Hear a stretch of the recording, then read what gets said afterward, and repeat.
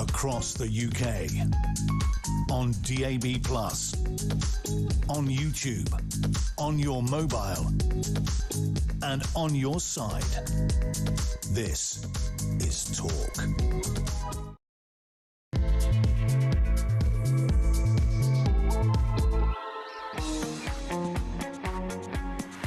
2 minutes past 10. My thanks to the brilliant Jeremy Kyle, Mark Dolan and Alex Phillips on Talk with a special show this morning, bringing you all of the action from the CPAC Conservative Conference in London, featuring some of the biggest names in right-wing politics.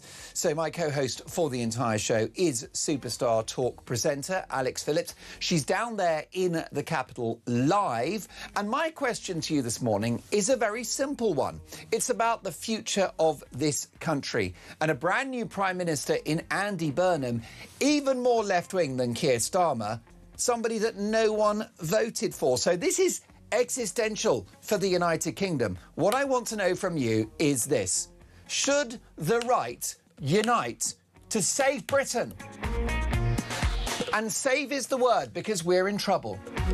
We've got a divided society. We've got communities living a parallel existence, following different laws, often not speaking the same language of this country. We've got the highest energy costs in the developed world. We've got open borders, legal and illegal. The boats don't stop. We've got wokery in our public institutions, an NHS that doesn't know the difference between a man and a woman, and they're in charge of our health. May God help us. So we got problems. And those are just a handful of examples. Don't get me started on the biggest tax burden since the Second World War, and Andy Burnham wants to raise them further. Don't get me started on the cult of welfarism. 600,000 households in the UK better off staying at home, eating Domino's pizza, drinking Diet Coke and watching Loose Women than going to work. 600,000 households. It ain't working. Britain's broke. How do we fix it? Should the right unite to save Britain? My number is 03444991000. Kieran is taking your calls. Luke is directing our TV output. Now, we've got big names coming from this CPAC Conservative Conference, so make sure that you tune in. Head to Talk on YouTube. Just go to youtube.com, search Talk, and up we pop. And I'm wearing a very controversial outfit today. Jezza, he's not feeling it. What do you think? There's only one way to find out. Head over to YouTube, search Talk, and up we pop. Can I get an 8 out of 10, please, or maybe 9 out of 10 for today's outfit? The brilliant Sam is pressing the buttons today. Our lead engineer and the executive producer is Dean Spencer. We've got a big show. It's all happening. This is not a drill. Should the right unite to save Britain? I don't know. I need your help. They all think the same things, don't they? Rupert Lowe, Nigel and Kemi, they're all Conservatives. Wake up! So let's head straight to central London and the CPAC conference, the first inaugural UK incarnation of this event, created by Liz Truss, former Prime Minister of this country, and someone that I wish was Prime Minister joins us live, Alex Phillips. Good morning, Alex. Oh, Mark, you've got to be careful what you wish for, I'm telling you. You have no idea what my policy agenda would be, much like Andy Burnham. But I don't think it would be as ruinous, because I am anticipating a huge slab of socialism coming in our direction, particularly on some of the behind-the-scenes appointments we've already learnt about. We know that he's recruiting people from campaigning organisation 38 Degrees, never a hobby horse they haven't wanted to jump on, but also making appointments from Hope Not Hate. Now, this is an organisation where people have made allegations of there being connections to Antifa. Certainly I've been on the receiving end of some of their abuse. And this whole idea of the be gentle, the kind of politics, let's cross the aisle, let's work together and cooperate for the future of the nation. You do not do that by making those sorts of political appointments. And I don't know if you saw already, 38 Degrees, that campaigning organisation, was projecting onto the side of Parliament last night a big picture of Andy Burnham saying under new management. It just all feels very facile, very puerile. I was listening to legacy media this morning, as I'm wont to do, to see what the other side is saying. And the sort of boundless hagiographies about Andy Burnham, I almost barfed up my cornflakes. You know, they sort of make out like this is the loveliest man who saved Manchester, that the whole country is going to be improved because he's just being automatically anointed today to become Prime Minister. We haven't heard him say anything to the media. All he's done so far is speak to his own party. He sat down with Gary Lineker to moan about Gaza. Really, does this look like the sort of politics that is going to pull us back from the precipice? And at the same time, we've got the IMF warning the country that economically we're going to hell in a handcart. We're too big to bail out, and we still have no idea who's going to be our Chancellor or what the agenda from number 10 is going to be. Well, that's right, because if you look at the country, Alex, and I love this country, and so do you, and so do our audience, our viewers and listeners, we're all patriots. We have that in common. But every aspect of the country is broken. Our economy is broken. The welfare state is broken. Public services are broken. The borders are broken. Our infrastructure is broken. Our society is broken. And our culture is facing an existential threat. So really, the country needs a total reboot, doesn't it? What we need to do is unplug it, plug it back in and start again. If only it was that simple, my goodness. It's going to be like pushing water up a mountain, even if they do allow us to have an actual bona fide right-wing Prime Minister at some point, because we've got to strip back all of the apparatus of state that works a bit like a Gordian knot. I mean, you've got to think a bit like the UK government as being a Whitehall, which is a dirty pair of jeans, so crustified that it doesn't even need legs in it to stay standing upright. I don't know if you remember when in Northern Ireland there was no government for the best part of a year and a half, and it still functioned. I have a feeling it doesn't matter who you put into number 10, what party, what rosette, you could probably just get rid of all of the Palace of Westminster and everything would tick over. This is the level of stripping back we're going to have to do. A Great Repeal Act to rid our statute books of all of the woke nonsense, all of the restrictive regulations on businesses, on society, hate crimes, all of those things. We're going to have to get rid of things like the Supreme Court. We're going to have to get rid of the quangocracy. When he came into power, Sir Keir Starmer made 11 new quangos. The Bank of England, which rides roughshod over any independent economic vision any chancellor might have. We basically are a sort of ossified blob at this point. And this is what's so interesting, being over here at CPAC, because the problems that haunt the United Kingdom, frankly, are the same problems that America is facing, that Argentina faced when Milei came in with his chainsaw, that countries across Europe are facing. And I don't know if you saw Marco Rubio's speech overnight against the sort of harrowing terror of the left wing, something that we feel, I think, quite poignantly, you and I, given what has happened to Anne Widdecombe.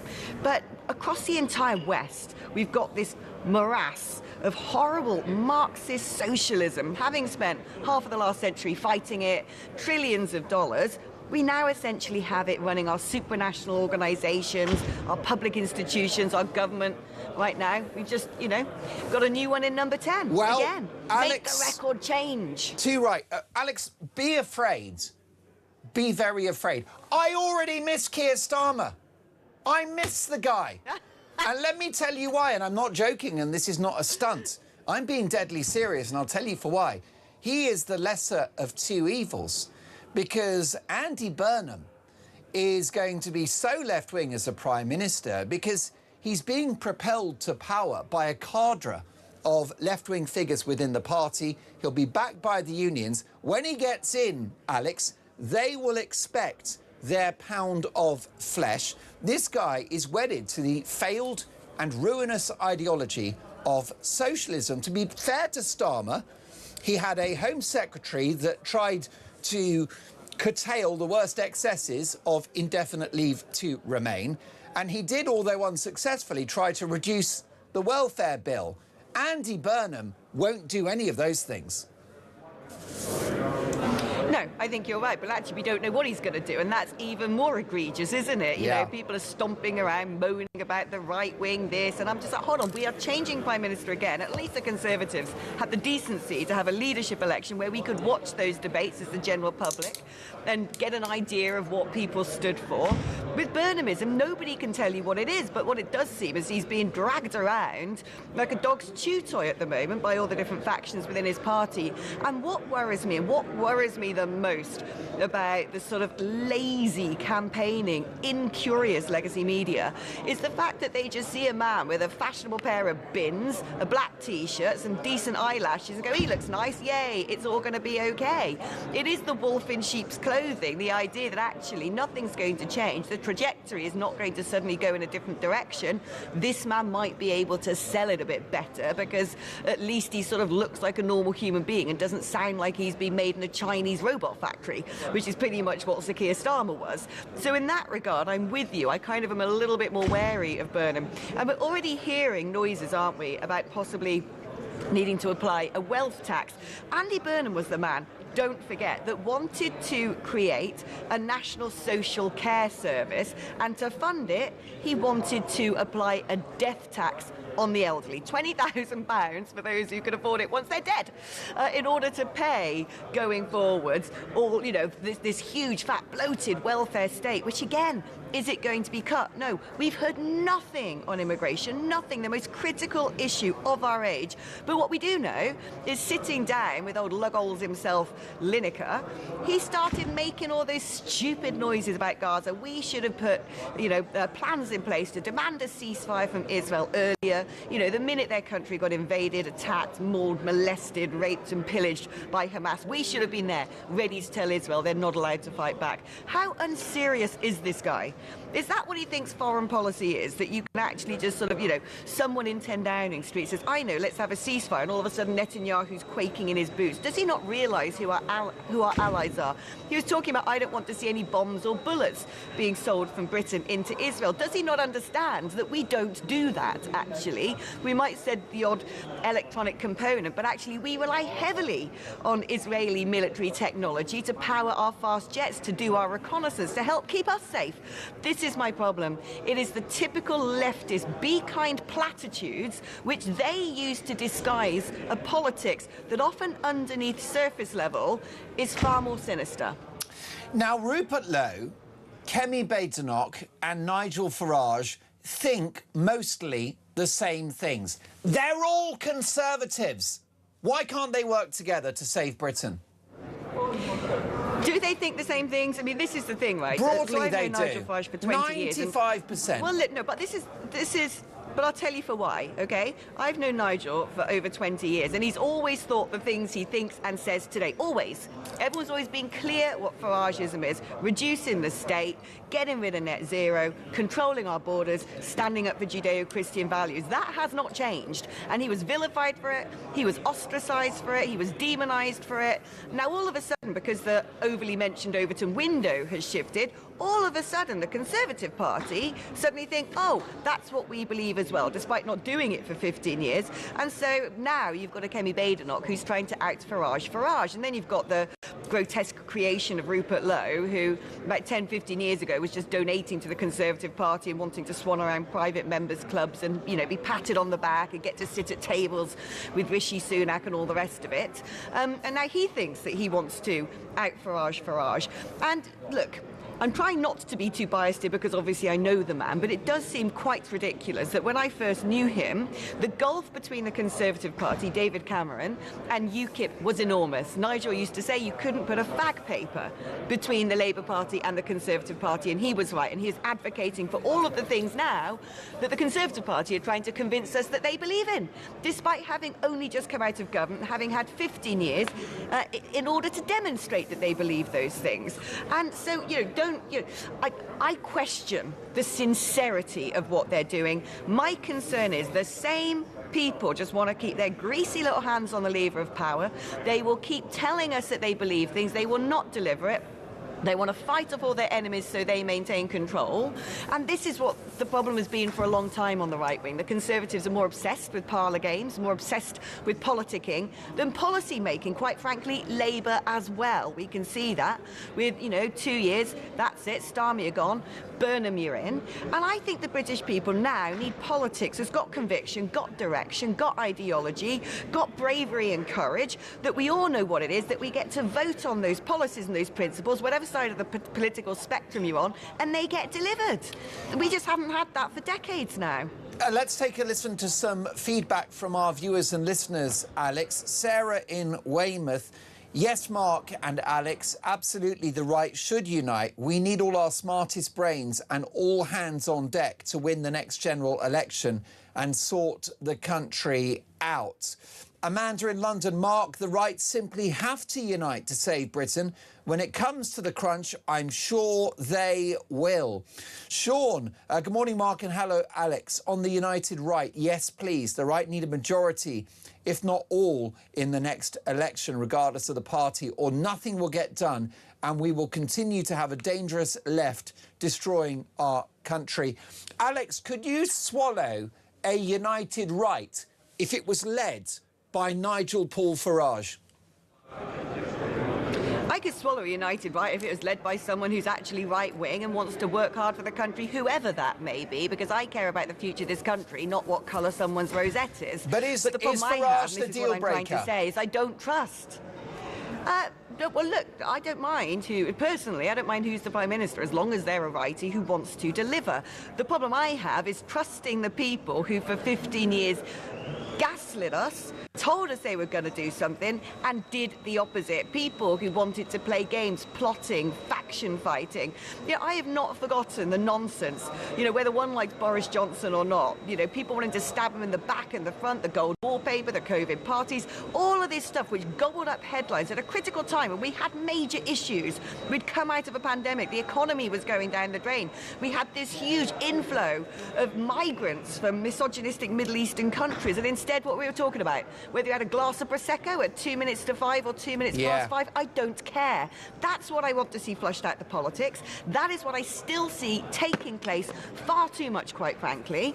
This whole nonsense in Clacton of Farage versus a dustbin, they're sitting there, aren't they, like mean girls, like smugly tittering in the Commons. Oh, wow, he's going to spend the summer fighting a bin. And I think, how rude and denigrating is that to democracy, to the people of Clacton?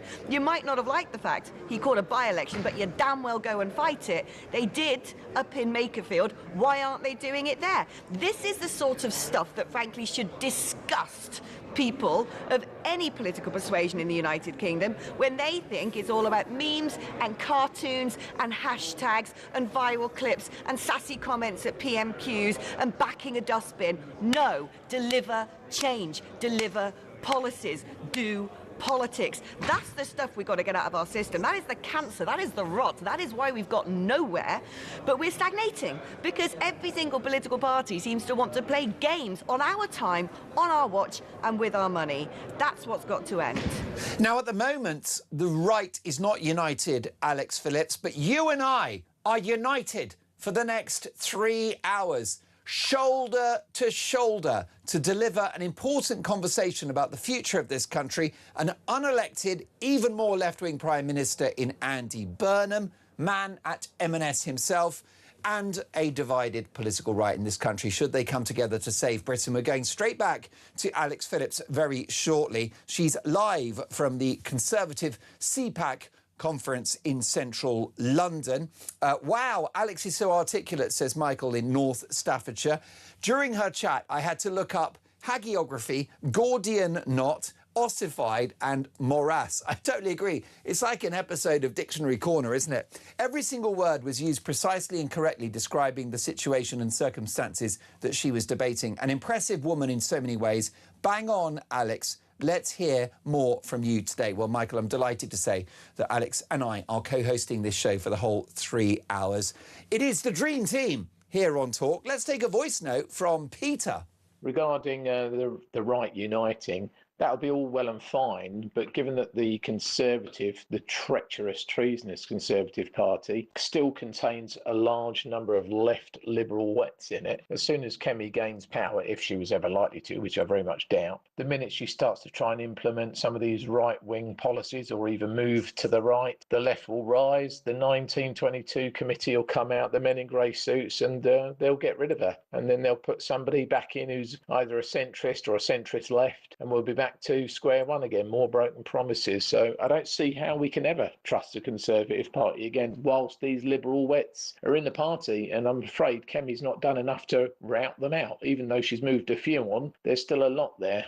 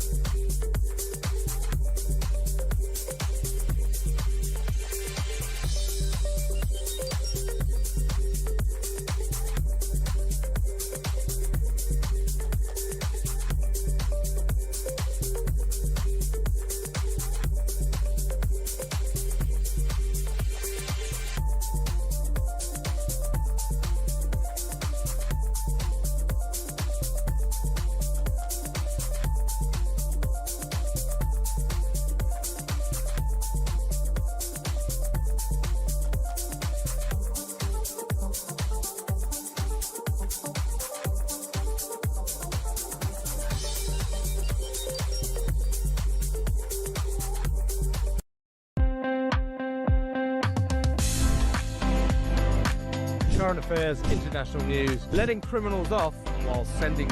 Oi! Oi! You shut up! I'm trying to record something. Stand by for 3 powerhouse hours of breaking news, challenging views. I don't give a flying damn about international law. I think people will viscerally reject this.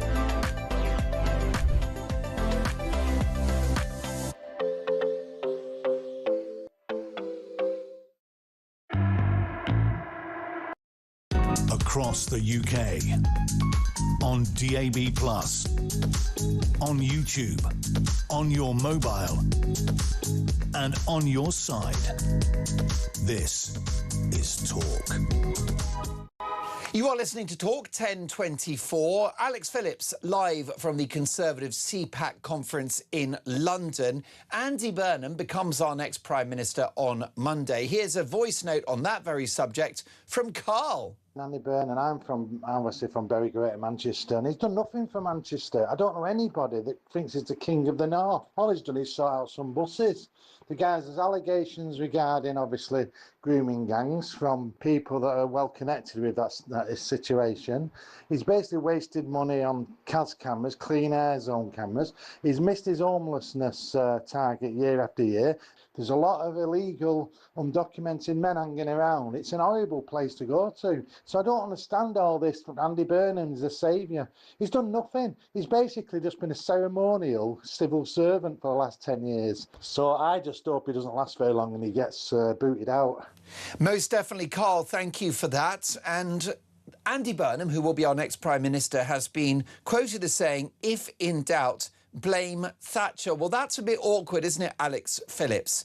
Because the United Kingdom is a rich and successful country because of Margaret Thatcher. It's her legacy. We were utterly broken in the 1970s. By 1987, a global economic, diplomatic and military superpower that had 5% GDP and won wars. Yeah, and well, this is what people often forget. By the time we had Blairism coming in the 90s, we had a treasury rich full of plenty of money for him to throw about the place and spend on all of his pet Fabian projects. This is not the state of the economy today. And, you know, it's so tropish, isn't it? This is what I hate about Burnhamism. It is the memification of society. Even I remember all the posters in Makerfield, a cartoon face, Andy for us. It's just a load of vacuous nonsense. What is he? What does he stand for? He's not spoken to us. He's done no press conferences. There's been no debate. There's been no conversation with the people he's supposed to represent. It looks like moral cowardice. And at the same time, All the usual lovers are sitting there, all wanting to get the selfie with him. Did you see that? Absolutely nausea-inducing big group selfie where he's there gurning with his camera like this and all the women are doing their jazz hands in the background. I just think this is just, we're a clown world. You know, is this what we are? A viral photograph? Is that what our politics means to these people? And when you hear of some of the names he's planning to bring back into cabinet, Angela Rayner yet to be cleared from her tax offences, Louise Haigh, who is essentially a convicted fraudster. You know, are we supposed to be happy about this? Are we supposed to think, oh, that's great, brilliant, we've got people who know what they're doing back in control? Absolutely not. I think it's quite terrifying. It's terrifying, and I'll tell you for why. Anytime you see people on the BBC, or especially Sky, going around blowing smoke up the posteriors of whoever it may be, you know that it's a matter of time before they fall from grace, whether it be Greta Thunberg, who's gone tonto and is always wearing a keffiyeh and trying to invade the Gaza Strip, whether it's you know, Aung San Suu Kyi, whether it's Jacinta Ardern. They beatify people. They go overboard. Isn't he lovely? Isn't this positive? Isn't this wonderful? I'm part of the Happy Be Kind movement. And you know that that's always a recipe for doom, because it means people's eyes are off the ball. They're not asking the questions. They're not looking for the evidence. They're not demanding accountability. And I've never seen, with all the transitions of power that we have had in this country since I've been alive, and remember the last 8 out of 10 prime ministers have essentially just been auto-appointed rather than led an election campaign to get that particular office. Every single time we've seen a lack of scrutiny from the media, but this time more than any other time before. In the snap election, I feel like Ed Davey wasn't challenged, I feel like Starmer wasn't challenged, and now Burnham. I mean, where's the interviews? Where is the grilling from the sort of big political beasts? I just, you know, we should be demanding more as a country. We most definitely should. Chris is in Southampton. Chris, top of the morning. You're live with Mark Dolan and Alex Phillips on Talk. Should the right unite to save Britain, Chris? Mark, thanks for taking the call. Pleasure. I'd love the right to unite, but quite frankly, I read a comment the other day, or an article the other day, from what effectively would be the sort of the hierarchy of the Conservatives, saying that they have to be a broad church, which effectively means, I think, when push comes to the shove, despite the fact that I think Kelly's got a very good scriptwriter, and I think she's actually done something to rejuvenate the Conservatives, I wouldn't trust them as far as I could throw them. I honestly think if they come into power, which I think is highly unlikely, they will change the narrative again. They will go back to the way they were. So I'd love the right to unite, but I think, for instance, in Rupert Lowe's case, his whole idea, I think, is to the downfall of Farage. And that's the problem, isn't it, Chris? They're fighting like rats in a sack. Yeah. Absolutely. And I think they have to unite at some stage. But bearing in mind, we've got, 3 years now? So I think a lot could happen in those 3 years. Whether this country will survive those 3 years, I think really is open to question. But Chris, I agree. The right have to unite. Do you think, Chris, that the leader of a united right has to be Nigel Farage? Totally. I think he's the only one with the insight to actually do something. I just hope, and I got a sneaking suspicion that perhaps he won't be on board in 3 years.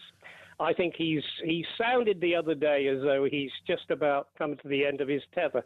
I hope that's not the case, even though I think Reform now have got enough professional support, really, to actually say, well, OK, Nigel, you get up to the top ranks and we'll get on with it. But I don't know, perhaps without Nigel at the helm, things will go a little bit astray. But I think they're now professional enough and they've got enough big guns there to keep going regardless. Chris, I know what you mean about Nigel sounding exhausted, sounding like he's thinking of quitting. I spoke to him for the Daily Express about 3 weeks ago, and he said, well, if someone younger and more handsome comes along at a certain point, then I will make way. And I said, well, why are you saying that? Are you planting the seed for some kind of exit? And he said, no, I'll certainly be here for the next election. But that's not exactly a ringing endorsement of his plans, is it? Yeah, the only thing is, Mark, I think even when he was with UKIP, I think he made the same sort of comment. Right. Really.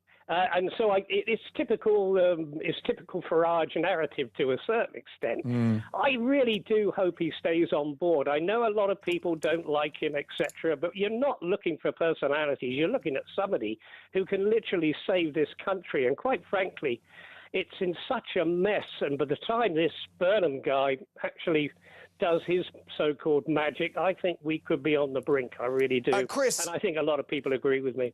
Chris, before the story, the news broke about Nigel Farage receiving £5 million from a crypto billionaire based in Thailand. Nigel Farage was likely our next Prime Minister after Burnham, but things have stuttered slightly since then. How damaging do you think this story around £5 million has been to Farage, and will it now prevent him from forming an overall majority at the next election?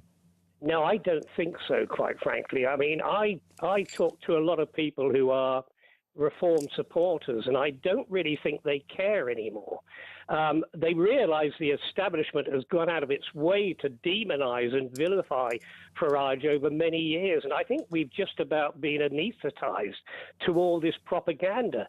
And I think, quite frankly, initially I thought, why are you doing this, Farage? Because, quite frankly, it's going to leave you open. But looking at the panel he would probably have to face, i.e. 4 Labour MPs, 2 Tories and 1 Lib Dem, 3 of those candidates effectively have openly said they don't like Farage and they find him a problem.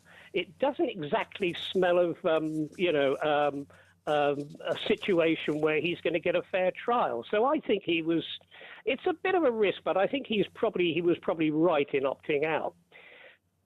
Chris, really enjoyed your call. Please call me again soon, because that was a fascinating conversation. Alex, your response to what Chris has had to say, particularly question marks about Nigel Farage's long-term commitment to politics.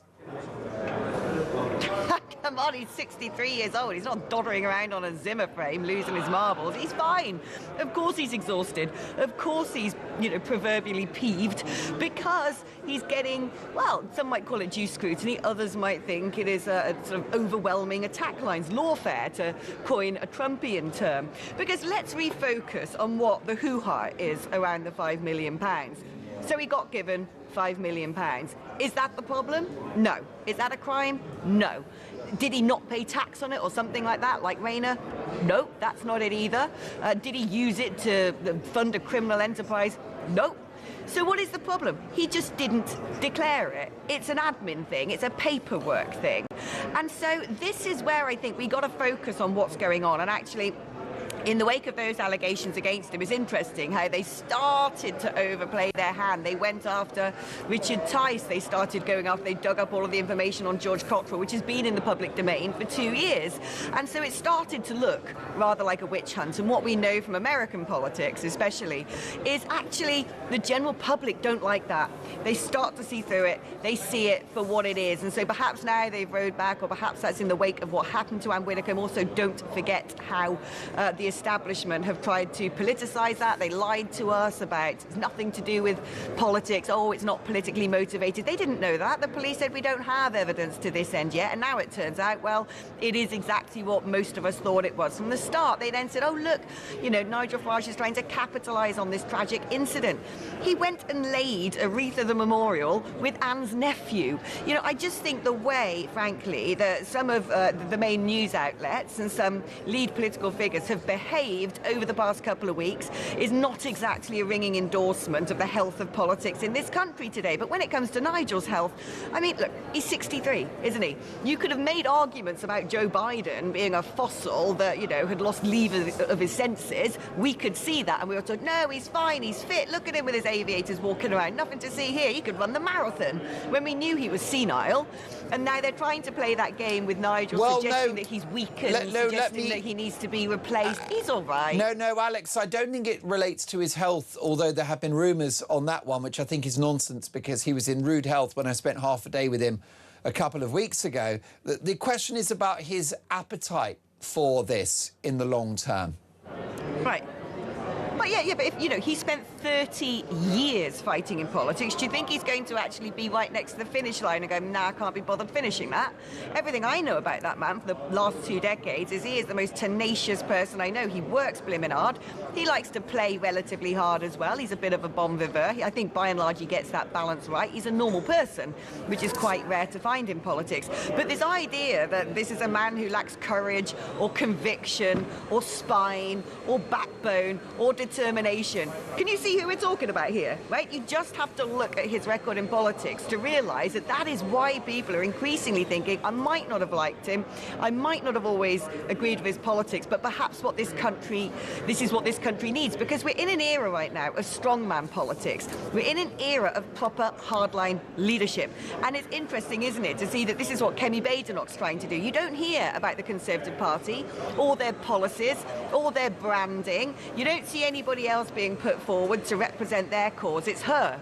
It's look at her sassy comment, look at her snappy comebacks, look at the retorts. It's about this projection of strength. That is what people feel that we need right now in a lily-livered, weak, woke society that's completely lost its direction. I think people want to see somebody who does what they say and means what they say. And I think that has always been the sort of authenticity of the Farage brand. And I can see all the other politicians scrambling to try and look like him, sound like him, adopt his viewpoints. The question is, of course, is whether people at home think they want the OG and the real deal, or whether they're happy to get a pound shop Temu version. I mean, look, we could have a general election very soon if there's a Burnham bounce. I don't know. That's anybody's guess. Certainly the other parties are gearing up. I've seen on my social media timelines all these people saying, I'm an approved candidate for the Conservatives. You can see everyone sharpening their knives and preparing to go into battle. But, it's anyone's guess if we're going to have a plebiscite anytime soon.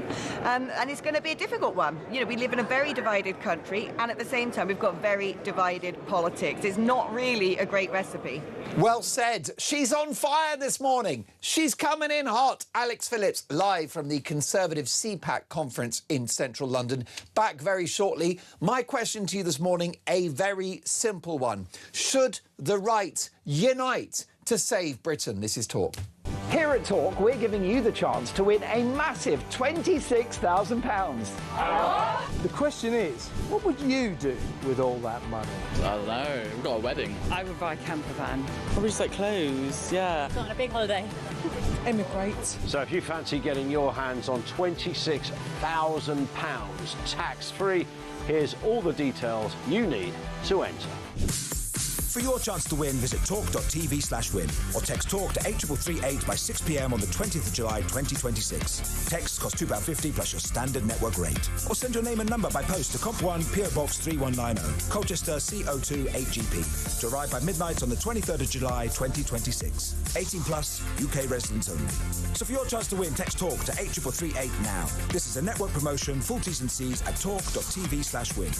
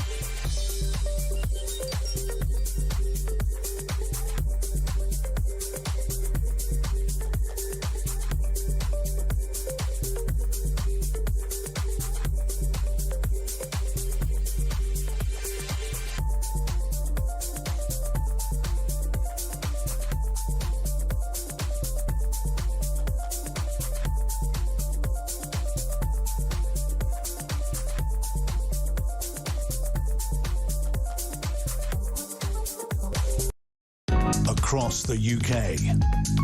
On DAB+, on YouTube, on your mobile, and on your side. This is Talk. Well, Andy Burnham becomes the leader of the Labour Party today, and he will enter Downing Street, it's our understanding, on Monday. What kind of Prime Minister will he be? Who better to ask than an old friend of mine, Paul Richards, former Labour advisor. Good morning, Paul. Good to see you again. Morning. How are you? I'm very well. Are you excited about Monday? I am excited. And he's becoming the leader of the Labour Party as we speak, in fact, today. That's a special Labour Party conference, but he won't become the Prime Minister until he kisses hands with the King, which we think will be Monday. Well, what sort of Prime Minister are we going to get? Is he going to be more left-wing than Keir Starmer, would you say, Paul? I think he's going to be more political than Keir Starmer. And I think one of the things that that one can misunderstand about Andy Burnham is that he's sort of coming from Manchester, this sort of fresh face and all of that. He's been around forever. He's an incredibly experienced politician. I met him in the 90s when he was a researcher in Parliament. So he's cleverly positioned himself as an outsider, king in the north and all that. But actually, he knows his way around. So I think what you will see quite quickly is a new cabinet appointed reflecting talent rather than faction. I think you'll see some new ideas coming out and him sort of imposing his own stamp on the job. But I don't think you're going to see a lurch to the left, because his main point, the whole point of Andy Burnham being put in post in this way, is to win the next election. And we all know you don't do that by lurching to the left. That's right. There are lots of things that need to happen to fix the country, aren't there, Paul? So, for example, he needs to reduce the welfare bill by probably £50 billion. He needs to exit the ECHR so that we can stop the boats, because that's an enormous cost to the country. And he needs to grant multiple oil and gas licences in the North Sea and scrap net zero. Those would be brilliant things to do for the country. They would provably improve the chances and opportunities of our viewers and listeners. Is he going to do those things? I think on the third one of opening up the oil and gas fields, I suspect he may well actually grant that licence. For I think one of the oil fields is more likely than the other. Including scrapping the net zero target? Well, I don't know about the target. Because that would be really good for the country if we binned it. If we open the oil field, that will create some jobs and some growth. He's going to be all about growth. He's not going to scrap the HRC, because I think launching into a constitutional reform debate at this stage is probably not the best way to stop the boats. But he will pursue Shabana Mahmood's approach, which is getting tough with the smuggling gangs. And how's that working out?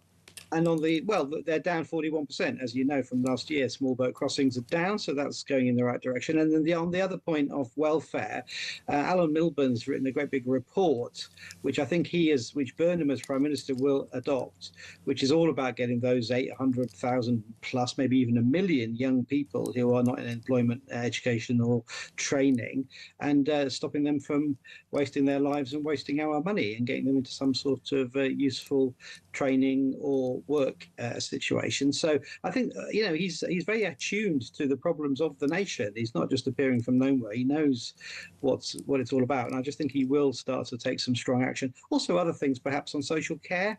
He's talked this last few days about his father with Alzheimer's and his knowledge of the social care system, which, as we all know, does not work for most people. So he's talked about reinvigorating the discussion about getting a national care service, something which he actually started talking about when he was the health secretary all those years ago. So I think on a number of fronts. And then internationally, of course, the big challenge is rearmament, getting our defence expenditure up, how you spend that money to defend our country, but in ways that helps the British economy as well. So we're not just funding foreign arms companies, but we can actually build some of this stuff in the UK, drones and so on, which is what the big shift was with the defence procurement plan. So I just think it's going to be fizzing with fun. I think there's going to be a lot of new ideas, new faces, some interesting appointments. He's going to sort of flood the zone with new stuff over the summer, and then he'll have a party conference season where he'll be able to set out his plans. And then Parliament's back and we're up and running. Well, talking about the things that the country needs, Paul, another important conversation is around taxes. And again, the right thing for Andy Burnham to do would be to reduce taxes on the wealthy, wouldn't it? That would be the right thing to do. Well, I think you'll see a calibration of tax where where people have, his businesses have suffered, and particularly I'm thinking of hospitality, he's talked about reviving the high street. I think he's a friend of the pub. I think you might see some interesting things around national insurance, for example, in that sector. But on the other hand, he said, well, look, if there are multi-million pound businesses who are paying zero tax, or individuals who are doing terribly well but not sort of sharing their being with others, their wealth with others, then he may look at some sort of tax there. Now, but he's not an idiot. He's not going to think, well, I'll just impose a wealth tax, whatever that might mean, in ways which then drives everyone abroad and cuts growth overall because people are disappearing to tax havens. This is the worry, because 1 in 6 members of the Sunday Times rich list last year have left the country. We're anticipating 16,000 millionaires leaving Britain this year. Meanwhile, Burnham's people are talking about wealth taxes, talking about asking for a little bit more from those who can afford it. And the kinds of people we're talking about don't have a house in England who then move house to somewhere else. They have multiple homes all over the world, and they change their domicile status to benefit themselves in terms of tax. And of course, we need those people here paying taxes rather than disappearing. So he, of course, understands that. But also lots of American millionaires, for example, billionaires are coming in, and there is investment coming into the UK. The bond markets and the financial markets have reacted well so far to the prospect of a Burnham premiership. So I don't think there's too much jitteriness in terms of the markets. And if he gets the appointment of Chancellor right, with somebody who is, sound economically and not going to veer off to the left, then I think, again, that will create a bit of stability in the markets immediately too. So that encourages more investment. So I think, the early signs, I mean, let's face it, Mark, he's not even there yet. He hasn't even gone down the Mall and seen the King yet. But I think the early signs are encouraging for those of us that want to see the country do well. There are many policy areas over which we agree, Paul, but why has Andy Burnham had a go at Margaret Thatcher, saying, if in doubt, blame Thatcher? This is a woman that liberated the working class with Right to Buy, presided over a boom in the creation of small businesses, saw 5% economic growth in 1987 and won a war. He's criticising 30 years, actually, of a direction that, as he sees it, the country became less prosperous, and we sort of hollowed out industry, and we had fewer apprenticeships and all those sorts of things. And he's wanting to reverse that. So it wasn't purely reserved for Mrs. Thatcher. It was also Blair and Brown, which has annoyed some of us on the other side of the spectrum too. But he's making a sort of deeper analysis of where Britain has been for the last 30, 40 years, and just pointing out, unless you make stuff, unless you have factories making things and workers going to work with skills, then you can't rely completely on financial services in the southeast. And I think that's a fair point, and we'll see whether he puts that into action next week. Well, it's in our collective interest for him to be a successful Prime Minister. We wish him well. We'll give him a crack at the whip, and I know you will as well, Paul. Thank you for joining us. We'll catch up soon. Paul Richards, former Labour advisor. Should the right unite to save Britain? This is Talk.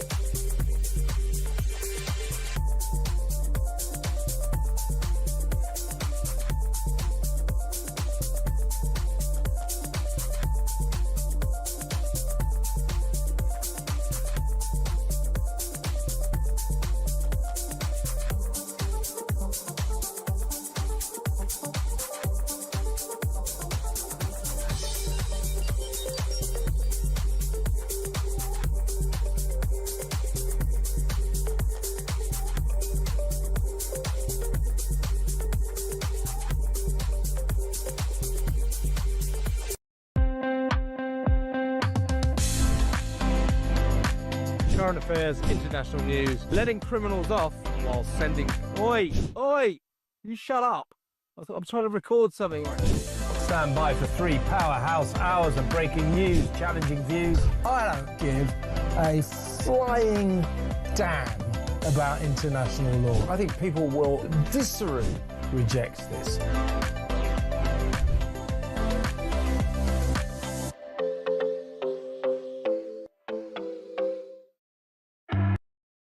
Across the UK, on DAB+, on YouTube, on your mobile, and on your side. This is Talk. You are listening to Talk. It is 10:52, and a family of 18 from Gaza have won their human rights challenge to allow them to come to Britain. If that's not an example of our broken legal infrastructure, nothing is. Let's get reaction from Dr. Alan Mendoza, Chief Advisor on Global Affairs for Reform UK, speaking to us live from the Conservative CPAC conference in central London. Good morning, Alan. Good morning. What are the implications of a verdict like this? A family of 18 from Gaza allowed to stay in Britain because of their human rights? Well, it's totally ridiculous. I mean, firstly, Shabana Mahmood may be leaving as Home Secretary very shortly. She promised all the tough talk on immigration, but she failed to understand that all of the tough talk would be undermined by judicial activism and by the ECHR. So, you know, what you firstly got is a legacy, a reputation in ruins because of this. But more importantly than that, what this does is this decision opens up the floodgates for any potential refugees to demand that their extended families come to the UK on account of their mental health. Now think about the thousands, hundreds of thousands, potentially millions of people who could now gain access to this country because of this decision. It's very concerning, and it's likely that this family of 18 will not be doctors and engineers and highly economically productive. They will likely be dependents on the state for the rest of their lives. Well, we've been told, firstly, most of them don't speak English, and the lady concerned who filed the petition can only house about 3 of them. So the British taxpayer will indeed be footing the bill from day one, and you know, it is highly likely that that situation will continue. And just remember, of course, this is just the start. If those family members, extended family members, now want their extended family members to come, the British taxpayer will be on the hook for even more. And that's the important conversation that we need to have, Alan, isn't it? Because it's not only about the boats and illegal immigration. The elephant in the room is legal migration, the Boris wave, and people that come to the UK based upon legal judgments like this, who are going to be a massive burden. It's like a huge mortgage for the country going forward. Exactly, and it's called chain migration, essentially. One migrant comes in, and it's highly, you know, it's possible that migrant could be economically beneficial. But when that migrant then brings in numerous family members who live off the state, they're not economically beneficial anymore. And they're going to take advantage of whatever activity can be done in the law courts and by the immigration industry, essentially, in order to bring even more people in. So yes, it is a massive mortgage, debt, whatever you want to call it, that is going to be paid for generations to come. Well, there are some suggestions that the cost of the Boris wave could be in excess of £250,000 based upon a lifetime, which is a huge concern and something nobody voted for. And Alan, what do you make of the rumours that Shabana Mahmood, Home Secretary, is going to become Chancellor? Would this suggest that Andy Burnham as PM will be softer on immigration? Well, it might well suggest that, depending on who comes in. We've already, of course, heard rumours that Labour MPs are very upset with Shabana Mahmood's reforms.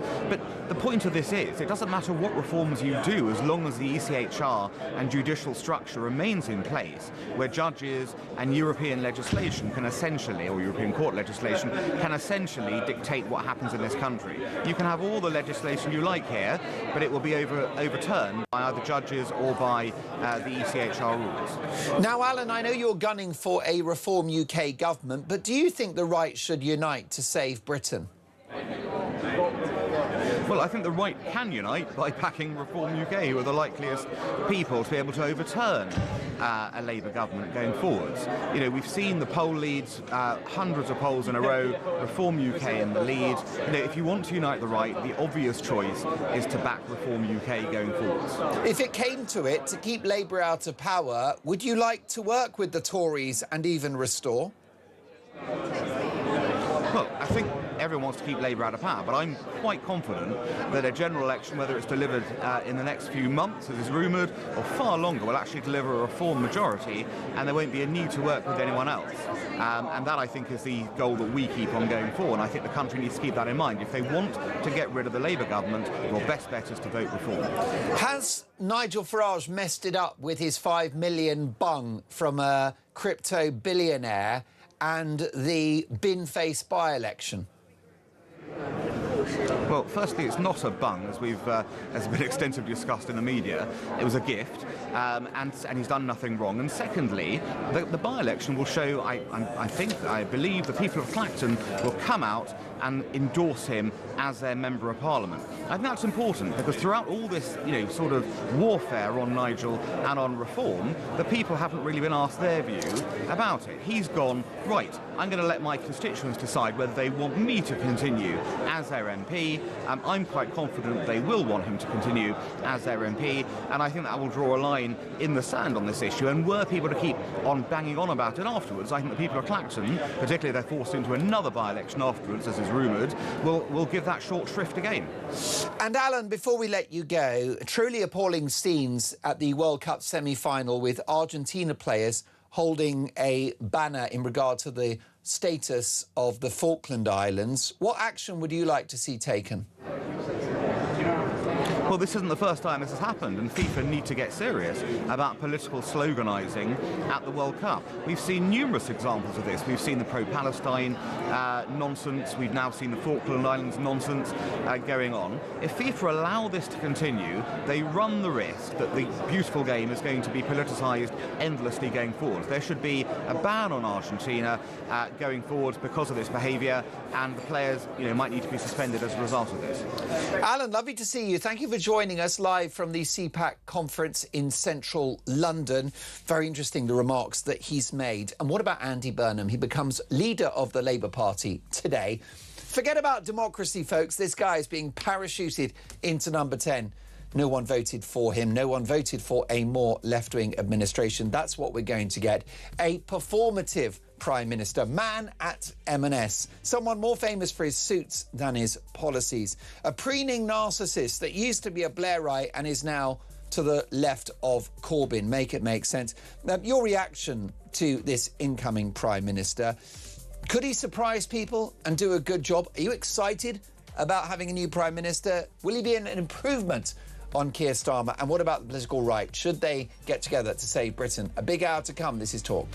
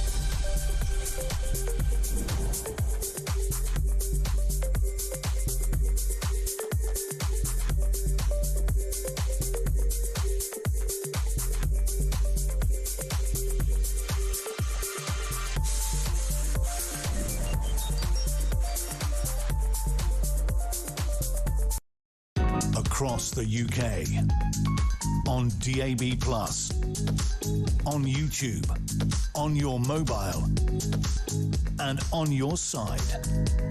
This is Talk.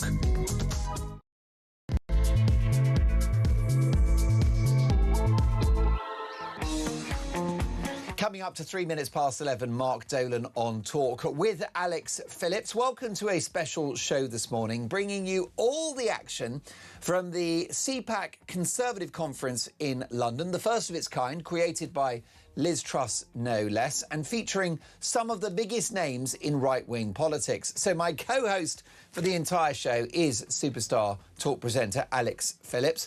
And my question to you this morning is a simple one. It's about the future of our country and a brand new Prime Minister in Andy Burnham that no one voted for, shifting this country likely in a leftward direction. So what I want to know from you this morning is this: should the right unite to save Britain? My phone number is 0344 499 1000. Text the word talk in your message to 87222 or leave us a voice note and let's talk. Now, I'll be heading back to the CPAC conference and Alex Phillips in just a moment. But Daniel has called the show. He's in Epsom. Good morning, Daniel. Good morning, Mark. Great show. Great to have you on. The challenge that we've got is that the country needs an economic, societal and cultural revolution. Can we really trust a coalition of right-wingers to do that? I think at some point in time, Restore, Reform are going to have to put the wills and wishes and demands of the British majority first. We have a country, 72, 73 million people trying to use an infrastructure fit for about 50 million people. Yeah.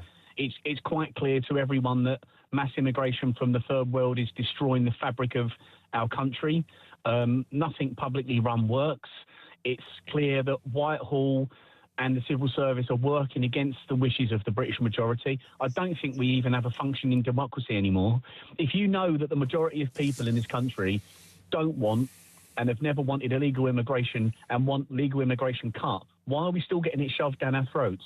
Why are we allowing millions in that are going to go straight onto welfare? It's insanity. And our democracy is broken. And I think because if the government won't do the wishes of what the British majority demand, then we haven't got a democracy. They're not doing what we want. They're not doing. We pay them to do our bidding, and they're ignoring us on purpose. I don't know, Mark, how much more immigration in this country can take, because I sort of think if the right doesn't align, this next general election is our last chance to save Britain. I completely agree. I think the country is finished if it doesn't happen in 3 years' time, Daniel. Another 5 years of perhaps Burnham or some kind of hellish rainbow coalition will see the destruction of our economy and the total collapse of our society. Daniel, great call. Wish we had longer. Call me again soon. Samara Gill is Talk's star reporter. She's at the CPAC conference. Samara, great to see you. What is the atmosphere like down there? Hi, Mark. Great to be with you on your brilliant show. Look, I It's interesting. We just spoke about uniting the right. I think that is the atmosphere down here. I think it's a lot of people that want to consolidate the ideas of what conservatism is in this country and sort of group together, because we are coming off a period where we've had massive fractures within the right wing, things that have only really cannibalized the movement.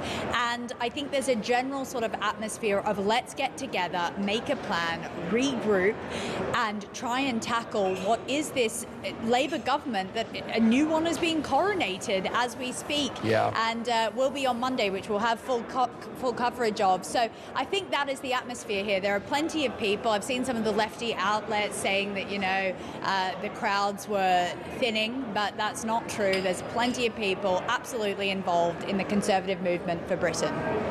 And it's a great question about whether the right should unite. I suppose the million-dollar question is who would lead such a coalition? And for many of our viewers and listeners, it's a deal breaker, Samara. It's got to be Farage. Yeah, I think that this is someone who has stuck by his conservative ideology from the very beginning. I think the public won't trust someone who has just come to this level of conservatism, someone like, I don't know, even a Kemi Badenoch, come to it a little too late. You know, Conservative government, we obviously know, had 14 years and they were a bunch of wet Lib Dems, really, in the end. And so, yeah, I do think Farage is the one to unite the right. But unfortunately, it does seem like he's made some enemies along the way, which happens with such a movement. And the question will be, will those enemies stand in the way of him potentially doing that? Will people be able to put personal issues aside, things that have happened? I'm not sure. Knowing what I do about, say, the internal fighting between Rupert Lowe and Nigel Farage, I don't think that that's ever going to be repatriated, and unfortunately that could stand in the way of something great for our country. And Samara, why do you think the former Prime Minister Liz Truss has created this event? What is the goal? What are the aims of CPAC UK? Well, in my opinion, Liz has created this in some sort of attempt to unite the right. She had a lot of ideas that she did bring into that 30-day tenure that she was Prime Minister that unfortunately didn't happen because what she attributes is the blob that stood in the way of it all. And I think that this is what CPAC is about. It's about getting rid of a lot of the institutionalization that things like, you know, the civil service are doing and actively destroying the country with. And I think that that's why Liz Truss wants to hold this together. She wants to bring everyone into a room and have a clear and coherent discussion about how we can actively change the country, because the state that it is in right now, it clearly cannot go on from a Conservative perspective. And I think that's Liz's real aim today. And I know that she'll be on the show later with you, Mark. Samara, have you spotted many Tories, or is this event too right-wing for them? You know, I haven't spotted any Tories. Yikes. I am on the lookout. Don't worry. I've got my eye peeled, both of them. But, yeah, no, there haven't been many Tories. I mean, CPAC is historically a little further to the right. Even for me, some of the things that are said here are maybe stuff that I don't disagree with. But, hey-ho, that's the brilliance of free speech that we're kind of trying to maintain here. But, yeah, I don't see any Tories, but I do see a lot of people from the Reform Party, a few people who support Restore, and that's sort of the ideological slant of this CPAC. Well, Samara, it's really interesting that you're there, and I wonder whether CPAC has been created because British conservatism has lost its way. If you consider, Samara, that it was a Conservative Prime Minister in Boris Johnson responsible for the Boris wave of legal immigration, which comes with a huge societal and fiscal price tag. It was a Conservative Prime Minister in Boris Johnson that signed up for, well, actually, it was Theresa May who signed up for net zero, and Boris Johnson went even further. And of course, it's been a Prime Minister in Boris Johnson that presided over illegal immigration, the cult of welfarism. Conservatism has lost its way and it needs to recalibrate, doesn't it? Absolutely. And you know, CPAC is obviously something that originated in America, a country which I always believe is about 5 years ahead of the UK. And look at what's happened over there with their conservative movement. Conservatism has actually really evolved. It's become something that I wouldn't even associate with Thatcherite policies or anything like that. I would more say that there's a Trumpism to it, something that, you know, fiscally and socially, it's quite different from what we've seen in the past. And I think that's because it's evolved into the future and what people actually want. When you look at the local elections that happened, the country itself actually shifted way more conservative by voting for reform a lot of the time in their local councils. And you can see that there is a wave that is coming. Again, as I say, something that happened in America. And speaking of America, I've seen there's a big police presence here, police officers all around, vans at the front, because of course, you know, the murder of Anne Widdecombe that happened just merely a week ago.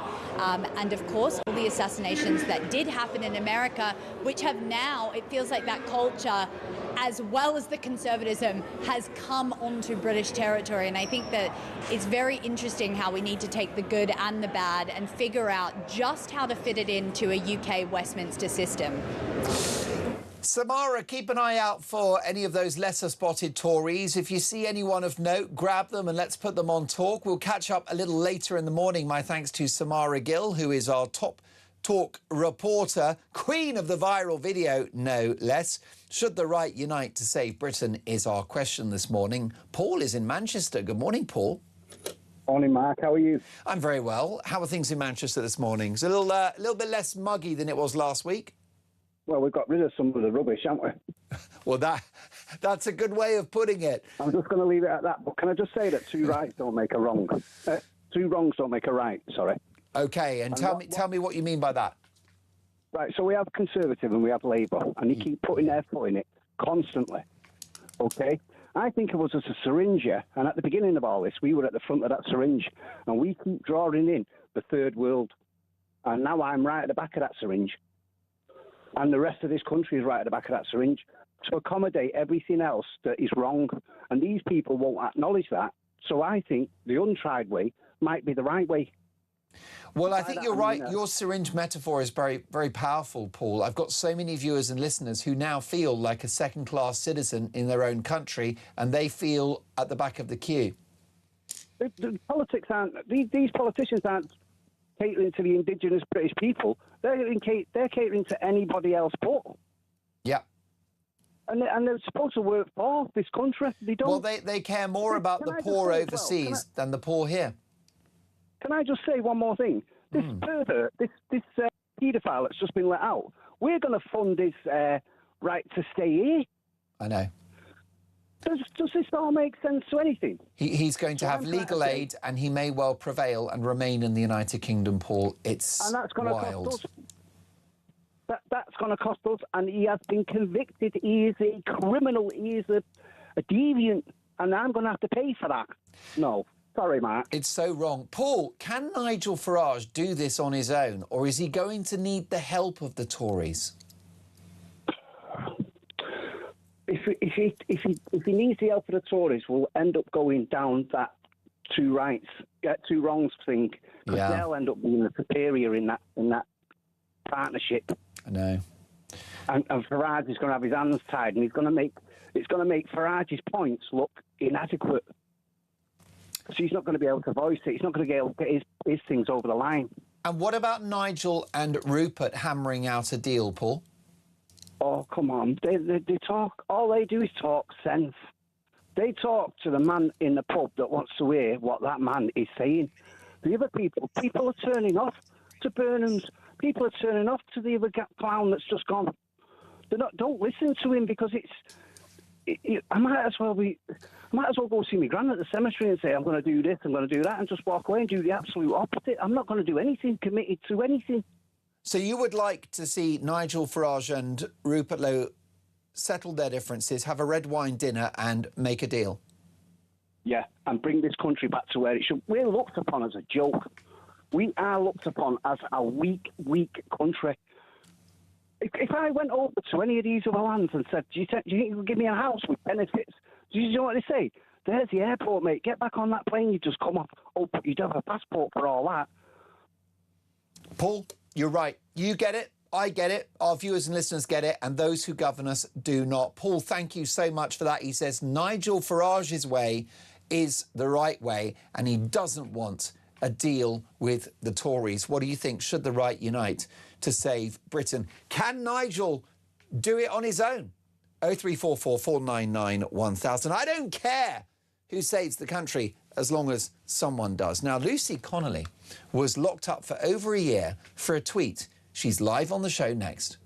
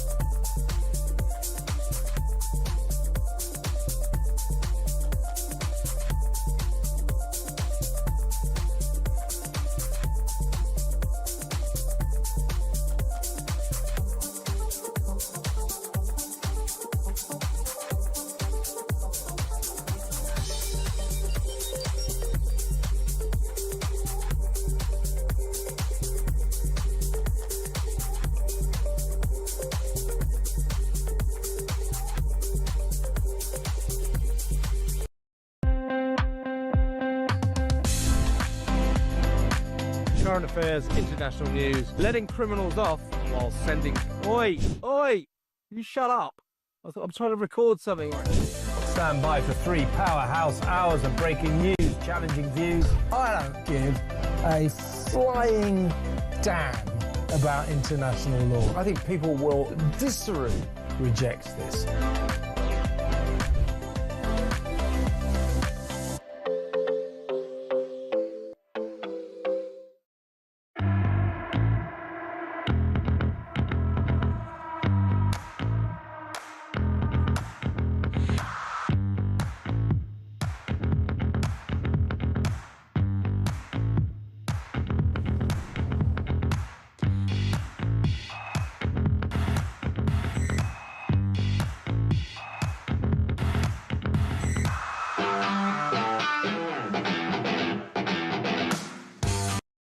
Across the UK, on DAB+, on YouTube, on your mobile, and on your side. This is Talk. You are listening to Talk, and Alex Phillips is live at the CPAC Conservative Conference in central London. Alex, great to see you. You are joined by a very brave public figure who never intended to become famous or notorious, but was jailed for a tweet. Lucy Connolly is with you. Can you just bring us up to speed on what happened to Lucy and why it was so wrong? Yeah, I mean, it's astonishing. Here I am, standing next to this lovely woman. We've been nattering away about all sorts of things, and it turns out that she's probably one of our most infamous prisoners. For what? For what? Because in a moment of passion, she put something online that most of us sort of, would have thought or felt in the heat of a moment, deleted it. That should have been that. But as we know, it was not.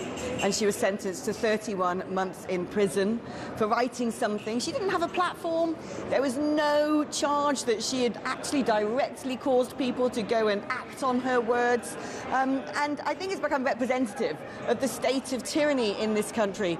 I mean, Lucy 1 minute, you were there. Yeah. Ordinary woman, married, and then you're being dragged in front of the courts, in the public eye, treated as a monster, incarcerated 31 months. When they gave you that sentence, what did your whole life just feel like it was falling apart? I think I was in shock when they said the 31 months. It wasn't what I was expecting. I knew I was going to get a custodial sentence. They'd made that very clear. But I was expecting, kind of a 2-year sentence and then taking off my 25%. So it was a lot heftier than I was expecting. They did go really, really hard on me.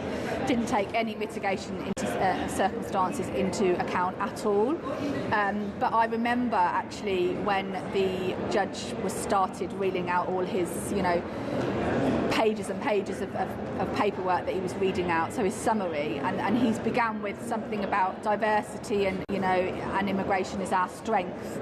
So at that point I knew I was done for. In terms of how did you emotionally react to it? I mean, did you feel you had correct guidance, correct representation? Did you feel that the state was sort of there to support you through this, or were they essentially there to shop you? No, absolutely. I feel that I was using as an example. Obviously, the massive factor for me is I was refused bail several times. I couldn't get bail. Therefore, I had to go with the duty solicitor. I feel like I was rushed through the court system really, really quickly. They'd banged me up in prison on a Saturday, put me in front of a Crown Court judge by the Monday. I don't think... Had you ever been in a prison before? No, never. It was terrifying. Terrifying. This is what it's really hard to imagine. 1 minute your life was ordinary. You were a hard-working, much-loved family woman. And then the next thing, you are being treated as if you are a career criminal. Being treated worse, quite frankly, than actual criminals. When you first went into prison, what was that like? I mean, how did you psychologically cope with that? I didn't. I was quite poorly for a good few weeks when I first went into prison. My anxiety was through the roof. I was cracked up to my eyeballs on different medication because I couldn't cope. I'd been told I was looking at a 5-year sentence. They'd bang me up in prison. I was thinking, oh my God, my daughter's going to be 17 by the time I get out, the dog's going to be dead, all of these crazy things were going through my head. I also didn't have any understanding of how the judiciary works and how sentencing works. So I didn't realise that if you get a 5-year sentence, you would only maximum serve half of that. I didn't know any of this because I'm not familiar with the prison system and that. So, it was very difficult because things weren't explained well to me. I don't care what anyone says. I will argue that, till I'm blue in the face. I wasn't in a great frame of mind. I was terrified. My anxiety was crazy, and I'm being expected to be. I'm put on the spot. Within 48 hours, I've been arrested, been charged, and been put in front of a Crown Court judge. In prison, did you share a cell? Were you isolated? Did they have to protect you from other prisoners? How frightening was it? No, this is the thing. Initially, I was obviously terrified, and I remember the prison officer that booked me in was like, no, don't cry, you're going to be okay, I promise, it's not as bad as you think, it's not as bad as you think. And they all laugh and they say, they've never seen anyone as terrified as what I was when I went in. Because you have to remember, a lot of the women that go into the prison system are in and out, in and out, in and out. They know the drill. I didn't. But I didn't have to share a cell, ever. I was always, they put me as high risk because of I think, press interest and stuff. So that was quite lucky. That was one thing that did go in my favour because I never had to share a cell. I was always in my own. And no, I never felt under threat by any of the prisoners ever in prison. I think people have been watching too many, Bad Girls and Orange is the New Black, because actually women's prison certainly is really not like that. I mean, most of the women are kind. It's a bit of a community. Obviously, you get your people that have done the heinous crimes and are horrific. But in the main, they're just women that have either made a mistake or have been massively let down by the system. That they've been abused, they're drug addicts through, things that have happened to them in their life.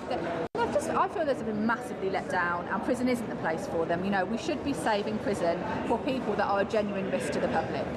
And 80% of those women are not.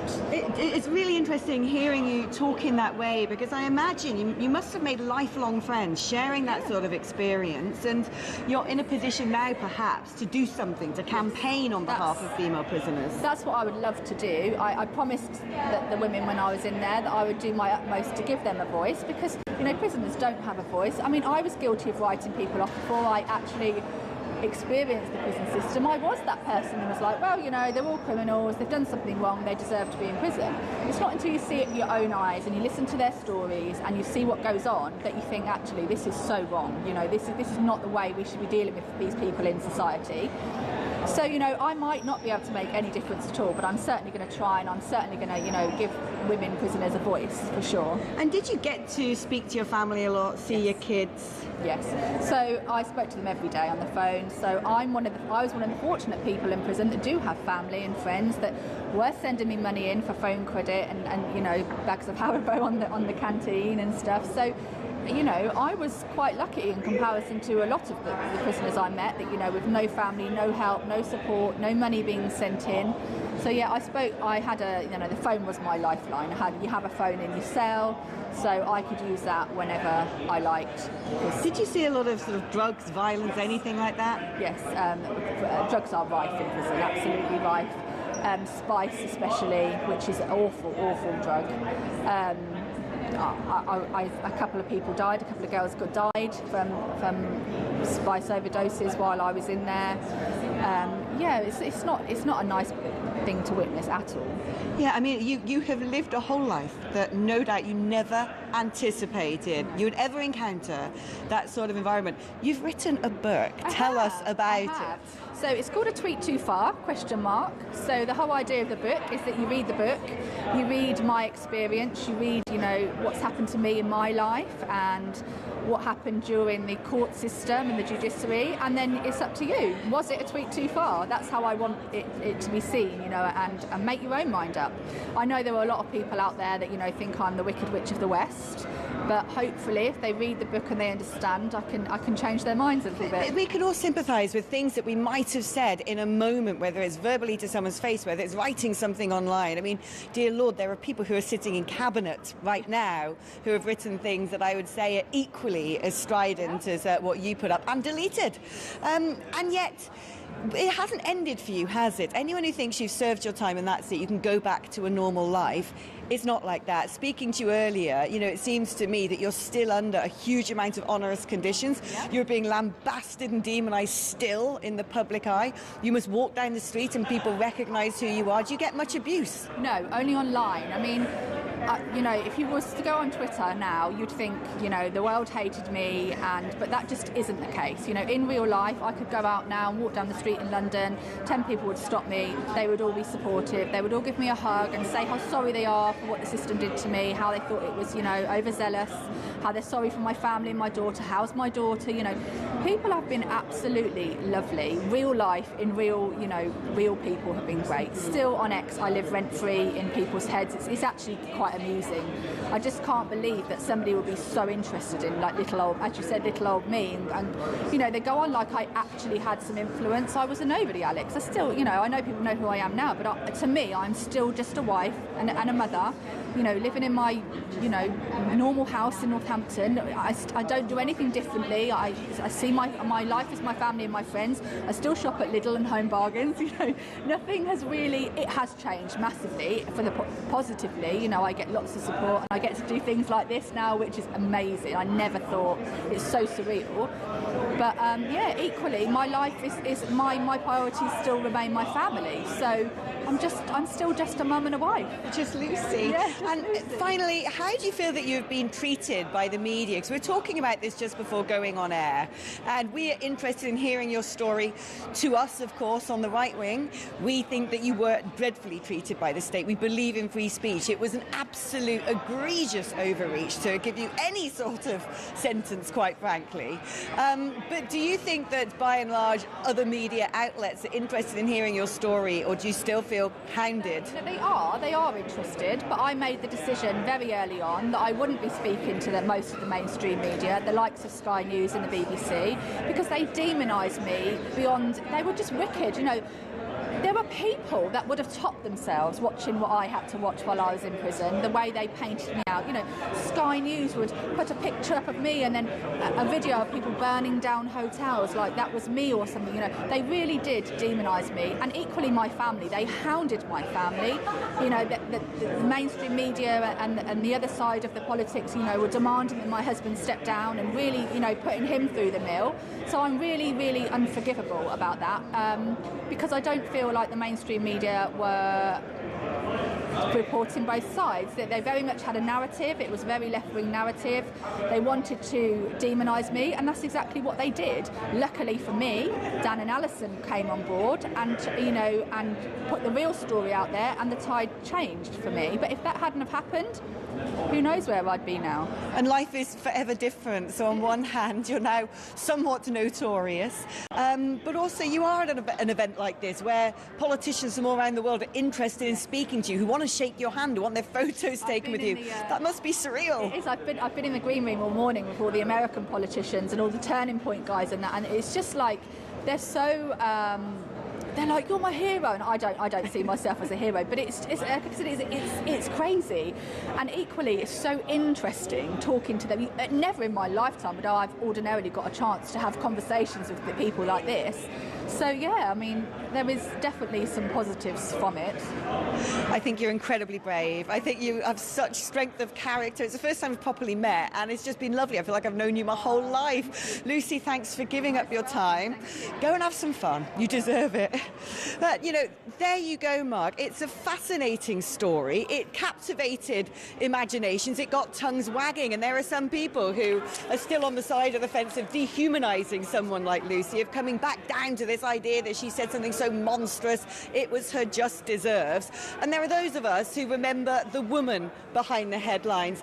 And to me, that is really reflective of what goes on between the left and the right. That one side likes to name call, one side likes to demonise, one side likes to dehumanise. And the rest of us, we still like to think we're ordinary people. Most definitely. Lucy Connolly was a test case for free speech and for common sense, both of which the establishment failed. Delighted, Alex, that we are covering this event in central London. I know you've got Liz Truss coming up in a few minutes. Looking forward to that. Alex Phillips, live from this event. Our question this morning is a simple one. Should the right unite to save Britain? 0344 499 1000. Next up, what is Donald Trump going to make of Andy Burnham? Don't go anywhere. Here at Talk, we're giving you the chance to win a massive £26,000. The question is, what would you do with all that money? I don't know. We've got a wedding. I would buy a camper van. Probably just like clothes, yeah. Got on a big holiday. Immigrate. So if you fancy getting your hands on £26,000 tax-free, here's all the details you need to enter. For your chance to win, visit talk.tv/win or text TALK to 8338 by 6 p.m. on the 20th of July 2026. Texts cost £2.50 plus your standard network rate. Or send your name and number by post to Comp 1 PO Box 3190, Colchester CO2 8GP. To arrive by midnight on the 23rd of July 2026. 18 plus, UK residents only. So for your chance to win, text TALK to 8338 now. This is a network promotion. Full T's and C's at talk.tv/win.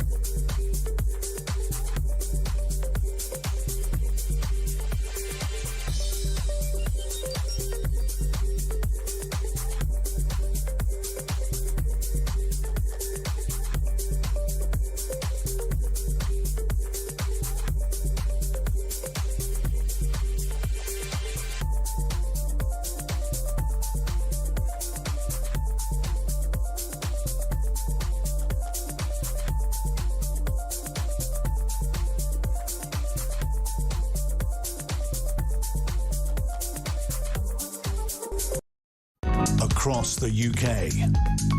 On DAB+, on YouTube, on your mobile, and on your side. This is Talk. Oh. Gotta say, I've got the dream team working on the show today. Sam is our lead engineer. Kieran is taking your calls, should the right unite to save Britain. Luke is directing our TV output alongside a brand new talent, which is Paula. Welcome aboard. Let me tell you, I've never looked better. Thank you, Paula. It's because there's a heavy filter on the lens. If you want to see the show, by the way, Liz Truss is coming up in just a few minutes' time in the company of Alex Phillips. Head over to YouTube, search Talk, and then hit live, and up we pop. It's well worth it. So should the right unite to save Britain. That is our conversation. And what is Donald Trump going to make of the incoming Prime Minister, Andy Burnham? Who better to ask than a very old friend of ours, Greg Swenson, chairman of Republicans Overseas UK, who is at CPAC. Good morning, Greg. Good morning, Mark. Good to see you. Now, the White House know very little about Andy Burnham. They have that in common with the rest of us. But how do you anticipate that relationship playing out?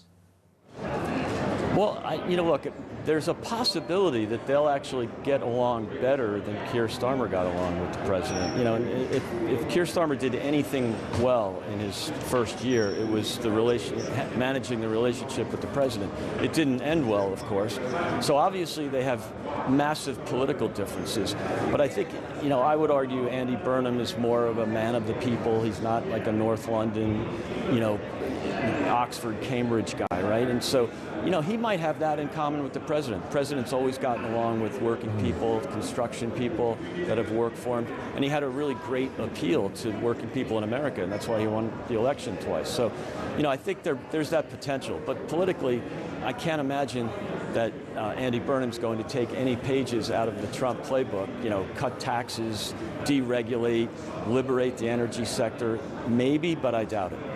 It doesn't bode well, though, does it, Greg, that Andy Burnham has already spoken negatively about Israel in response to its self-defense following October the 7th? Yeah, and that's not going to earn him any points with the president, that's for sure. And so, and the president has made a few kind of, casual comments about Andy Burnham, kind of saying, he was a mayor of some city. So they're not really jumping out or jumping off the starting blocks well together. But, I think ultimately it's just a matter of whether Andy Burnham continues the disastrous policies of Labour and Keir Starmer, which it looks like all metrics are suggesting that he will. So that's just not going to help him with the president, and especially when you see what's happening in America and how the big beautiful bill and deregulation and liberating the energy sector is doing wonders for the U.S. Well, Andy Burnham is not going to exit the ECHR, which is the only way to stop the boats. He's not going to scrap net zero and drill, baby, drill. He's not going to have an economy that lives within its means because he's got no stomach for spending cuts. And the problem is that this White House administration doesn't think too much of socialism.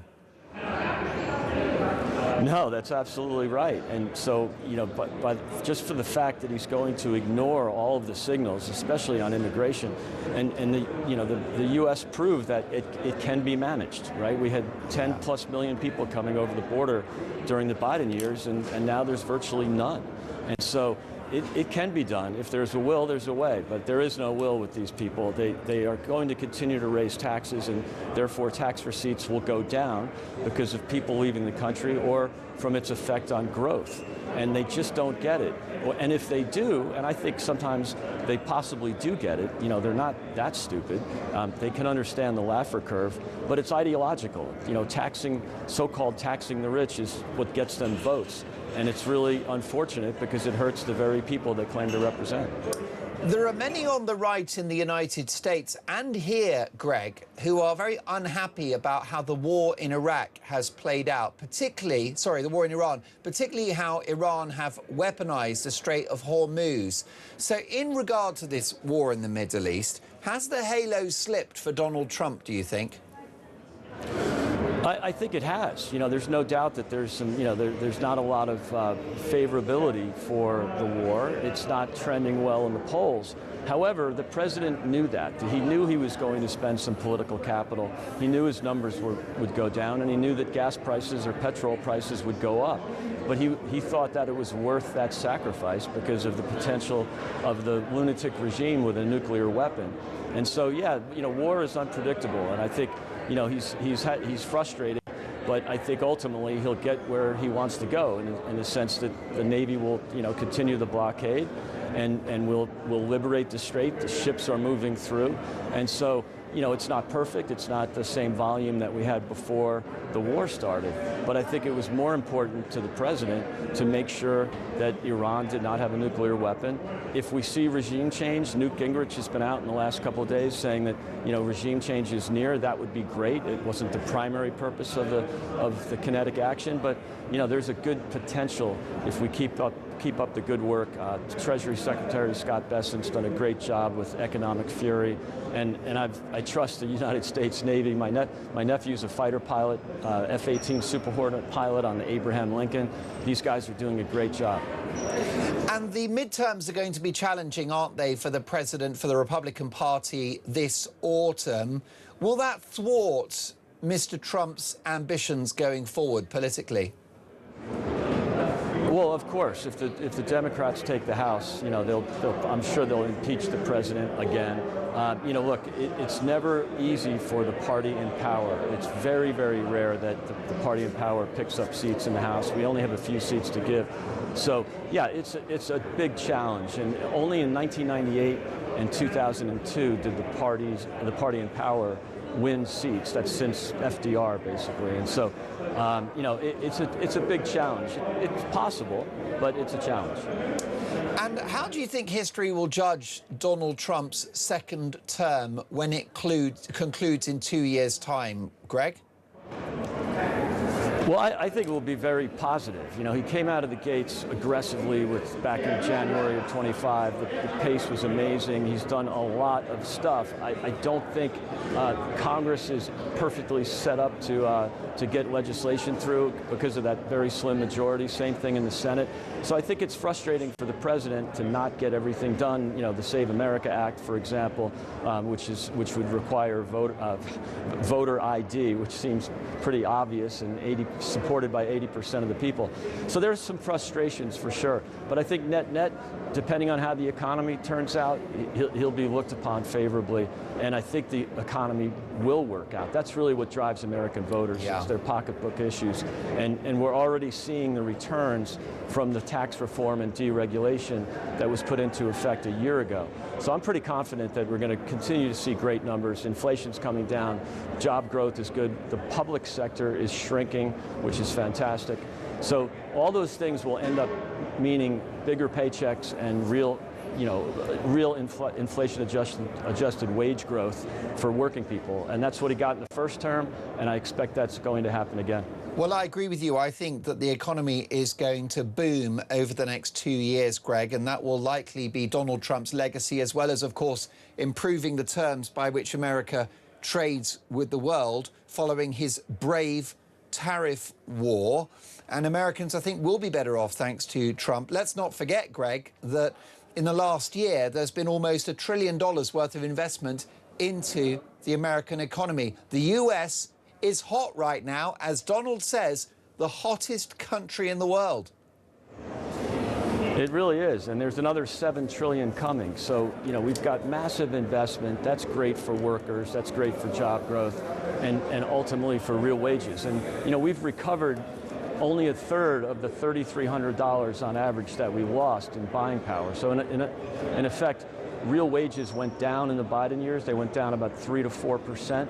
They were very, very anemic during the Obama years, up only 2% in 8 years. And then in Trump 1.0, they were up 8% in 4 years. So 4 times the wage growth. We're seeing that already. We've had a bump in real wages. We've only recovered, again, 1/3 of that $3,300. But unfortunately, consumers still feel poor because they are, compared to 5 years ago, their real wages are actually down still. Now, that's not on President Trump, because it was Joe Biden's insane economic policies that caused that. They were very similar to the current UK economic policies. But, you know, we've recovered some of that back. We just have to keep at it and get that the rest of that $3,300 back. And I'm quite confident we will. And Greg, you are a proud US patriot, but you also love the United Kingdom. And how would you like to see the right move forward in this country? It's absolutely has to be the solution. I would love to see more of a majority, or at least a goal toward majority. You know, it's really tough to govern with 35% of the vote. You know, unfortunately, we sort of squandered that 44% victory we had in 2019, an 80-seat majority. That's unfortunate. I would hope that all of the parties stay connected to traditional small c conservative values. You know, again, lower taxes, deregulation, and again, liberate the energy sector.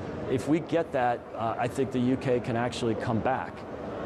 Greg, a privilege to have you on the show. Always fascinating. Enjoy the rest of the conference. Greg Swenson, chairman of Republicans Overseas UK. Mary's in Hemel Hempstead. Mary, I've got a few seconds. What do you think about Margaret Thatcher? It's quite interesting. Andy Burnham has said, when in doubt, blame Margaret Thatcher. He's attacked her legacy. Is he right? Well, if you remember, we had no debt when Margaret Thatcher went. We were in the red. No, in the black. That's right. She used economic growth to pay down the national debts. Yeah, and another thing with regards to Andy Burnham, I can't remember what I was going to say. Oh, yeah, about this, the 5 million that Nigel got. What about the 4 million that the Labour Party got in 2024, just before the election, from the Cayman Islands hedge fund? Make it make sense. There's also been money from Dale Vince. And let's not forget the trade unions, Mary, who are, in my view, some of them politically very extreme. Yeah, but they're in the country, but they're blaming Nigel because this came from outside the country. Well, the 4 million that was donated to the Labour Party in 2024, just before the election, came from a hedge fund based in the Cayman Islands. Calling out double standards as always. Mary, brilliant call. I wish we had longer. We will speak soon. That's Mary in Hemel Hempstead. So much more to come. Should the right unite to save Britain? This is Talk.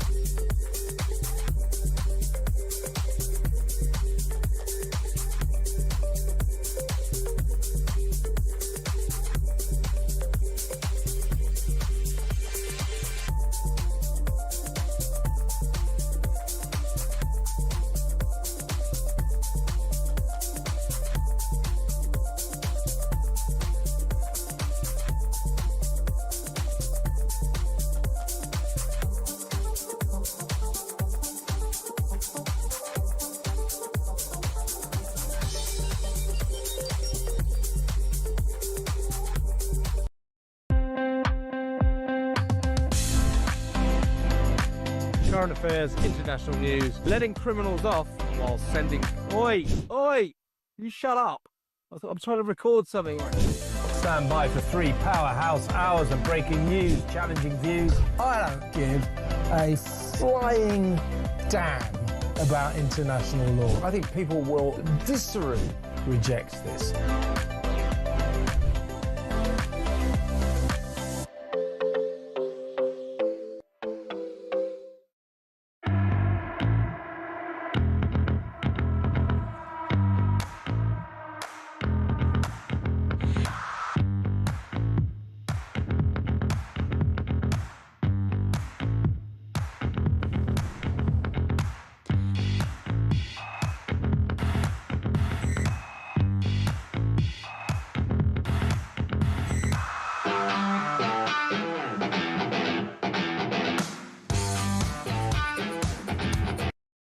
across the UK, on DAB+, on YouTube, on your mobile, and on your side. This is Talk. Well, folks, we've got a public figure on the brink. I'm not talking about Sir Keir Starmer or Nigel Farage, or indeed our incoming Prime Minister, Andy Burnham. It's Thomas Tuchel, the England head coach, who appears to have turned on his own players, saying that keeping the ball is not in England's DNA. Yikes! Well, I think you'll find he's the guy that's paid £5 million to make sure that they do keep the ball. Otherwise, what's he for?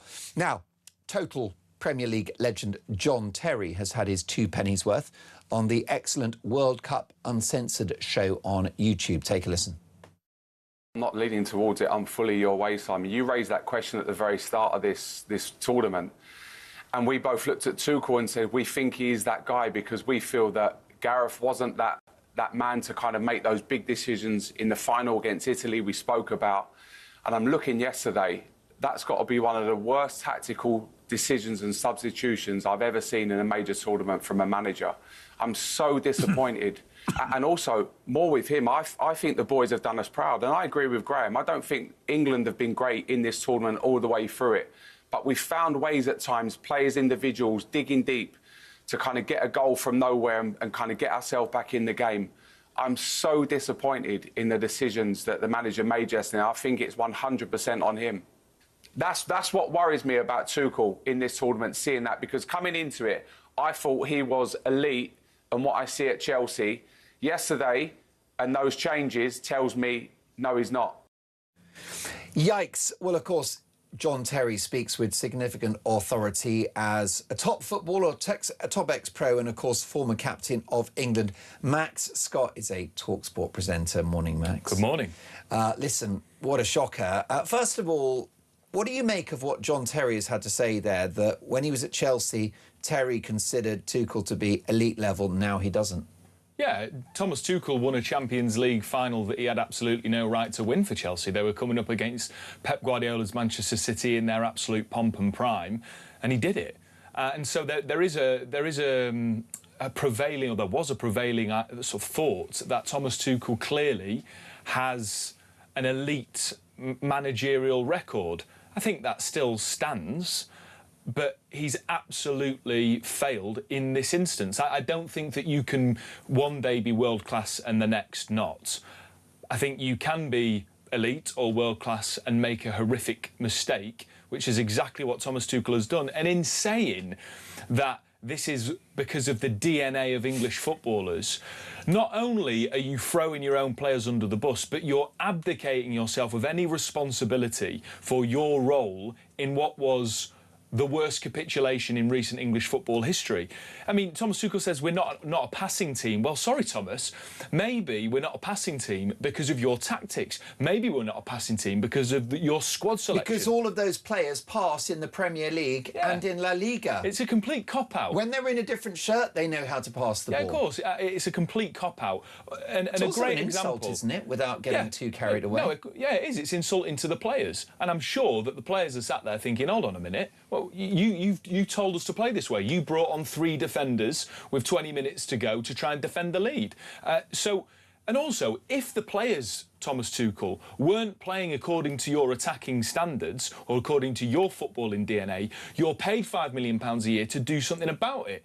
And you also have the benefit and the gift of having a hydration break for 3 minutes, which is essentially a tactical timeout, so that all of the broadcasters can rake in a few more quid from the World Cup. So you had an opportunity there to change it, and you didn't. And so you cannot, you can't take all the glory without some of the blame. You can't have it both ways. And I've never seen Sir Alex Ferguson dig out his own players, even if privately he's furious with them. It's not what the top coaches do, is it? Yeah, I mean, Thomas Tuchel hasn't named any players, to be fair to him. He's not named a particular player. But regardless of that, he is absolving himself of all responsibility. And in doing so, the PR is terrible for him. At no point has he held up his hands and said, I got it wrong. Yesterday it was he said, I've got no regrets. Today it's the DNA of English football.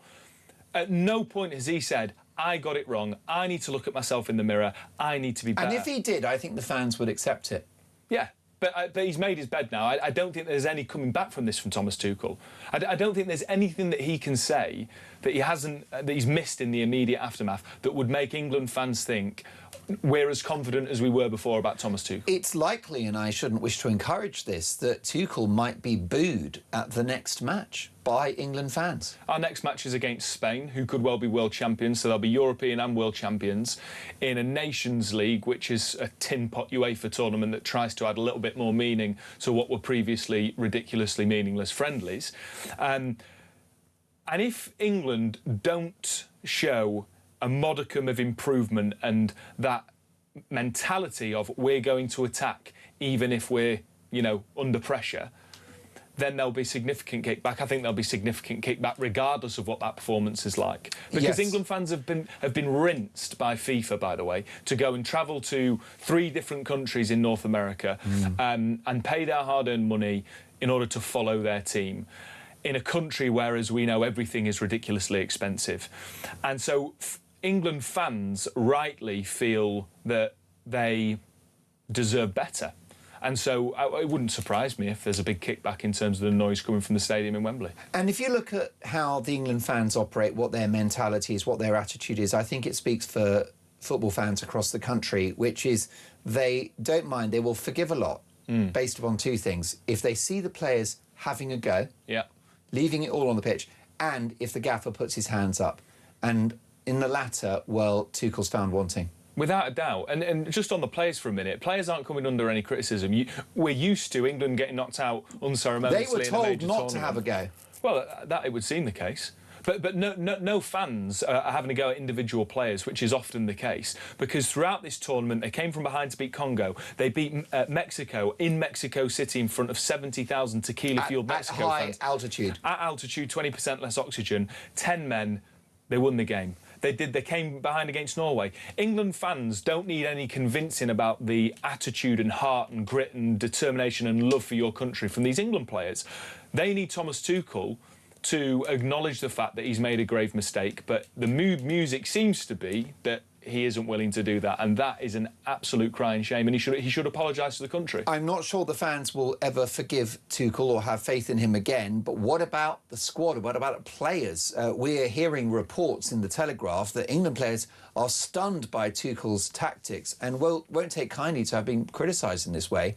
And we saw previous, didn't we, with Jude Bellingham being told, well, last performance wasn't good. His response, whatever. Of course, it's no surprise. This shouldn't be a surprise that the England play, that there are noises coming out from individual players' camps that they're stunned. The whole nation was stunned. The millions watching at home and in pubs could see the tide turning. It was inevitable that it was going to happen. So no wonder the players are feeling that. What is the percentage chance that people power brings Tuchel down, he loses his job?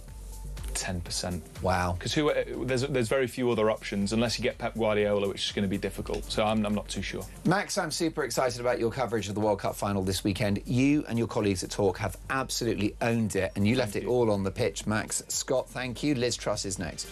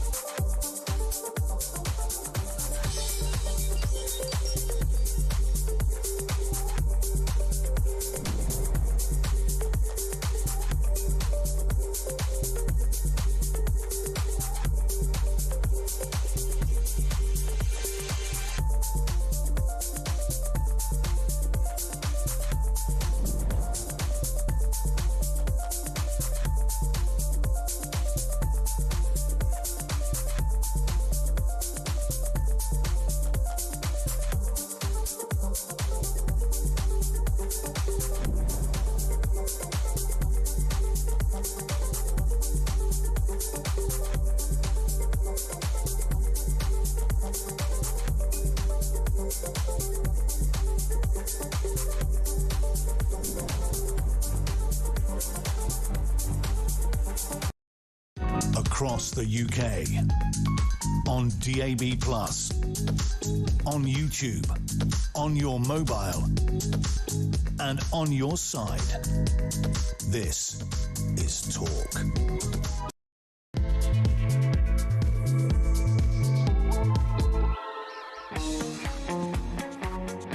2 minutes past 12. Good afternoon, Mark Dolan on Talk. Let's head to central London and the CPAC Conservative Conference, created and set up by Liz Truss, former Prime Minister of this country, who is now in the company of Alex Phillips. Yeah, I am joined by the woman of the hour, the woman who went over to America and said, I like what you're doing, getting all the conservative thinkers together, having a big conference to try and help steer the ship in a different direction. We need a bit of that in the United Kingdom. Yesterday, of course, was the inaugural session of the very first CPAC GB. Liz, wow, you must feel rushed off your feet. I You look do. incredibly relaxed. It's been pretty crazy for the last few days, and it's going to be very exciting for the next few days. We've just announced that Ron DeSantis, the governor of Florida, is going to be speaking tomorrow morning. Of course, the great defender of freedom during the COVID period. So we're delighted to be welcoming to Britain tomorrow. But there are people from across Europe, there are people from Australia here. It's bringing the right wing together from the Anglosphere and beyond. Why is that so important? Because we need massive change in this country. We're run by a progressive blob. The economy is stagnant. We've got a huge problem with mass migration. We've got a problem with Islamism, and we need to do something about it. And the right needs to wake up, it needs to get together, and it needs to be prepared to advocate the bold policies that we need. And we need to fight the blob. Now, Mark has been asking everyone on the show so far today whether it's time for the right to unite. And I made the case that the way I see it is the Conservatives have decided after a very long time that, oh, look, we're going to try and, out Farage. And I'd say, well, you didn't do that for 15 years.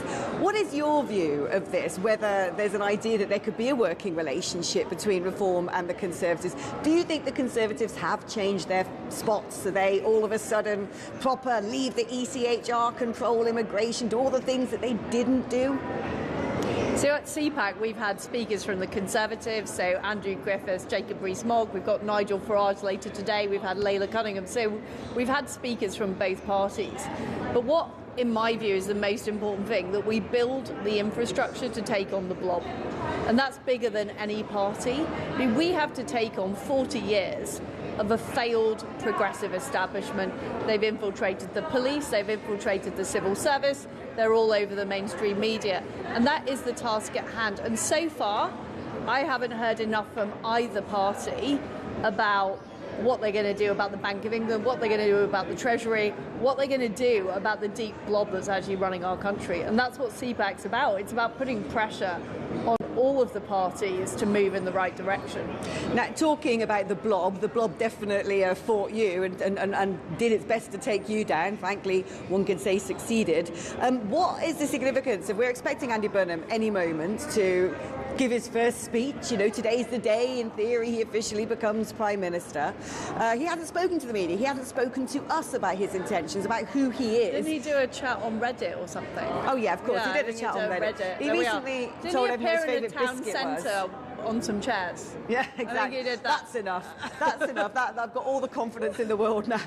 But the thing is he basically just the latest candidate from the blob to try and sell the blob because he looks better than Starmer? Of course he is. He's better at speaking than Starmer. He's slightly better looking than Starmer.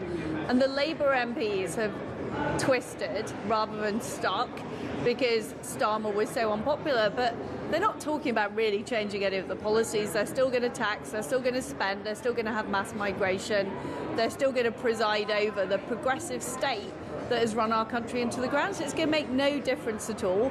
He will be just as unpopular as Keir Starmer in 6 months' time, and they'll then be looking for another leader.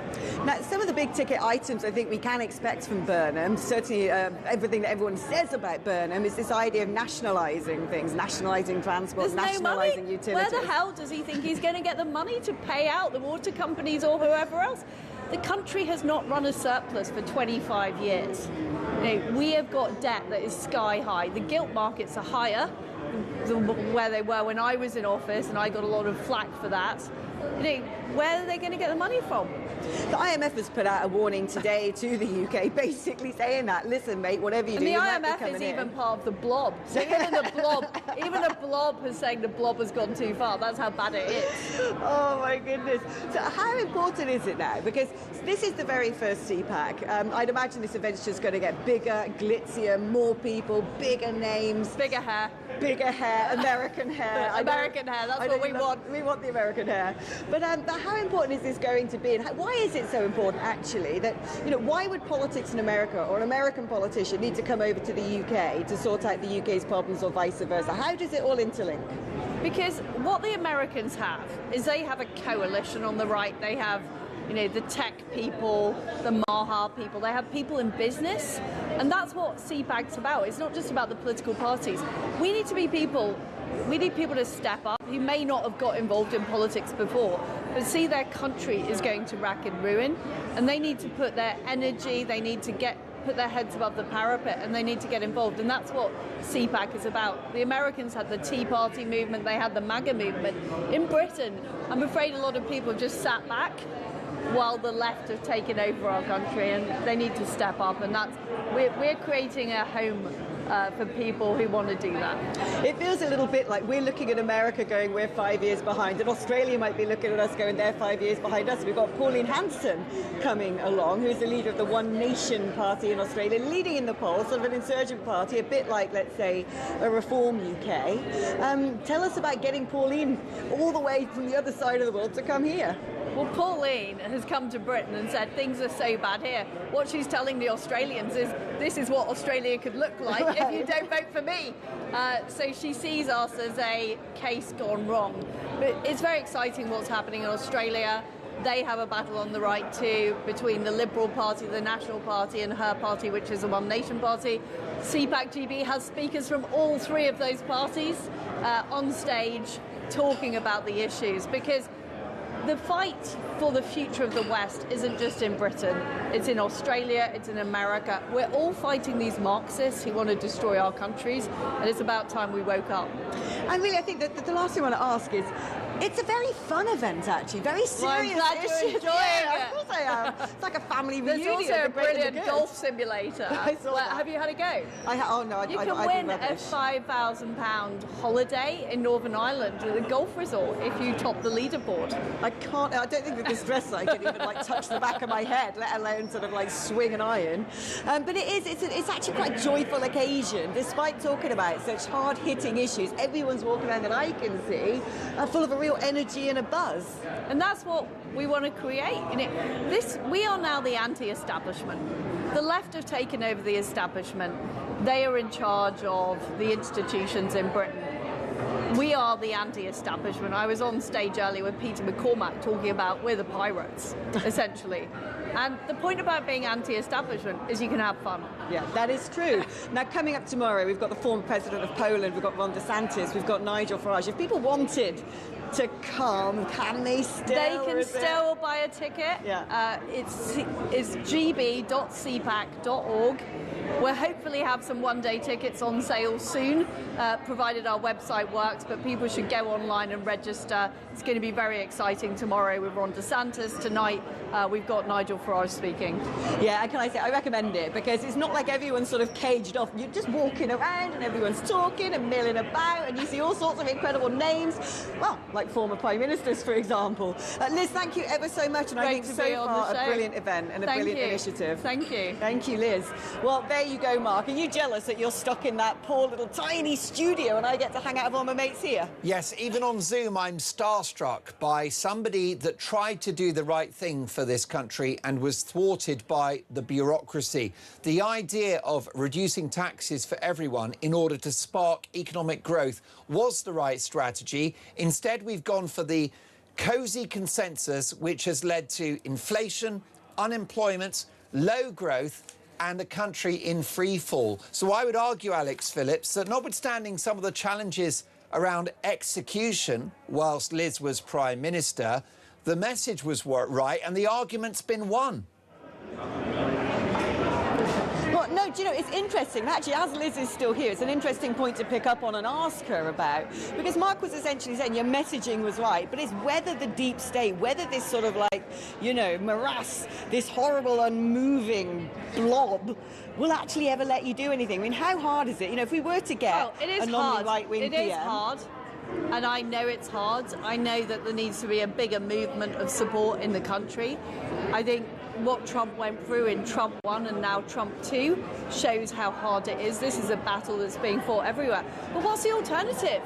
Right. That we all give up and join, you know, the progressive left and live in a communist society? No thanks. No thanks indeed.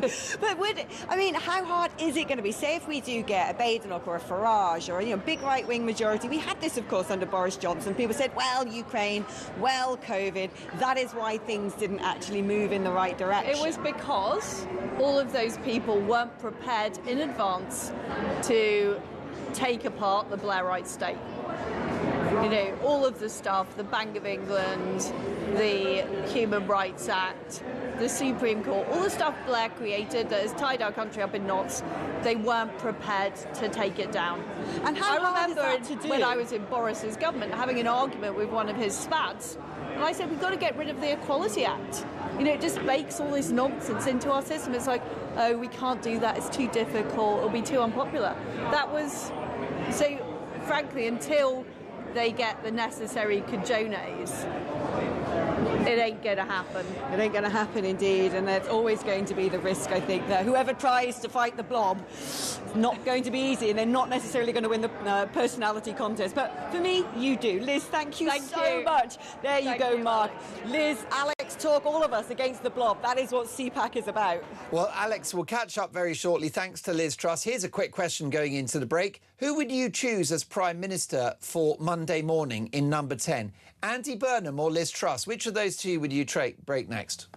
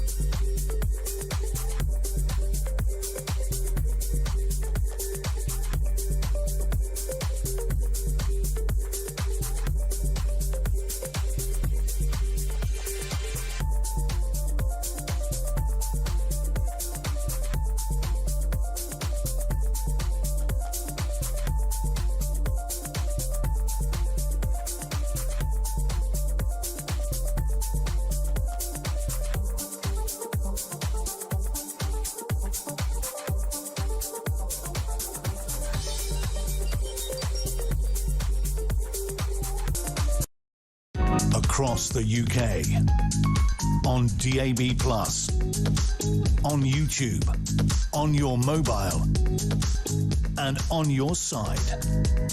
This is Talk. Andy Burnham is officially the leader of the Labour Party. He enters Downing Street on Monday. Here he is in central London addressing colleagues.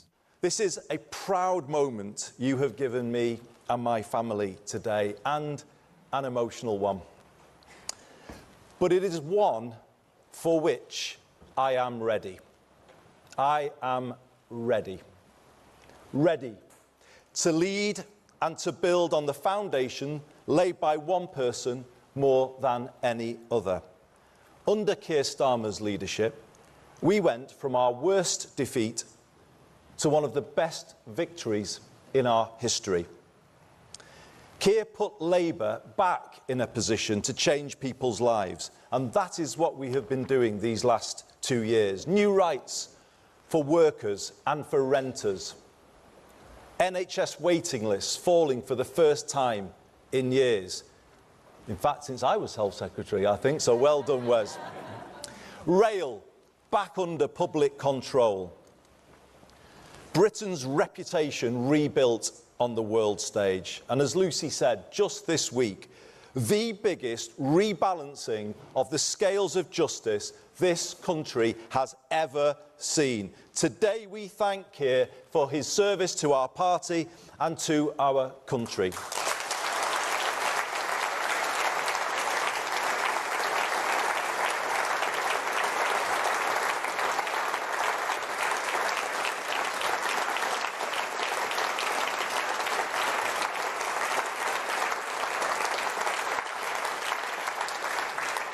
Ten years ago, he and I worked together, drawing up the original Hillsborough law in my office in the aftermath of the second Hillsborough inquest. And I drew on all of his legal expertise when I presented that bill to Parliament.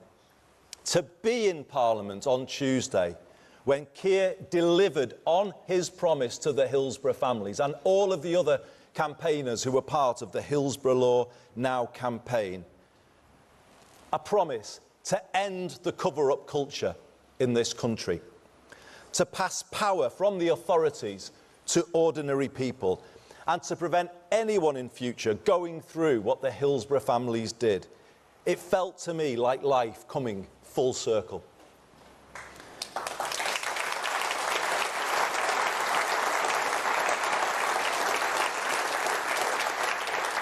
My journey to this stage today began in earnest at Anfield in April 2009. The COP made me confront the fact that this country does not work for working class communities like the city of my birth. In fact, it's worse. It turned its back on them. Political power was used viciously against them to protect vested interests. Economic power cruelly stripped with the deindustrialisation of the 1980s, as it was against so many places up and down the land. And let us never forget, these are the very same places that built this labour movement, this trade union movement where we are today, Paul. Those are the places, but they were the places that were done down. This labour movement, the trade union movement, was forged in the steelworks and ironworks of Sheffield, Scunthorpe, Port Talbot and Teesside, in the coalfields of South Wales, Central Scotland, Nottinghamshire, Derbyshire, Yorkshire and Lancashire, in the mills across the Pennines, west and east, in the shipyards on the Clyde and on the Tyne, and in the dockyards of Liverpool and here in London. The people of these proud places made labour. But we have to ask ourselves, just as I had to ask myself at Anfield that day, have we been good enough for them? Change starts with honesty. We must recognise that this generation of politicians, myself included, have failed to challenge a political culture and an economic model that simply doesn't work well enough for ordinary people. 4 decades of the neoliberalism that began in the 1980s have not been kind to the places that built our party, nor to the communities across the UK in rural and coastal areas. So we pledge today to them to be better. And as I accept the honour of leading this party forward, I will tell you about 5 things I will do to make us so, to make us better. First, I will work relentlessly to build a culture of one Labour team, because change starts with us.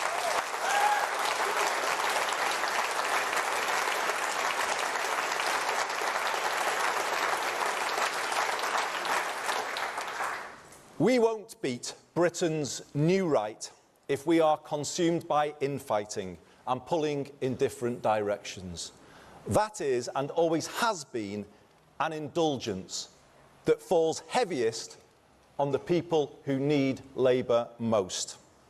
Fighting to eradicate it and the insidious briefing culture that goes along with it will characterise my leadership. In future, when a Burnhamite walks into a bar, as many Burnhamites are known to do, talking about you, Kevin.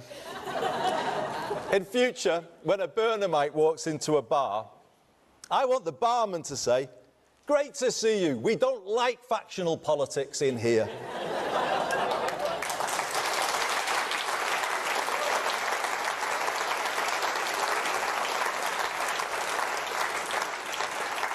Now, you might know, and your reaction suggests so, there's a different version of that joke told by people who put internal politics before anything else. But here's the truth. Their factionalism has bedeviled us. Today we move beyond it. I have supported all our Labour leaders in my lifetime because I believe a united Labour Party and Labour movement is the best hope for our country, and I know you believe that too, as do our members up and down the land.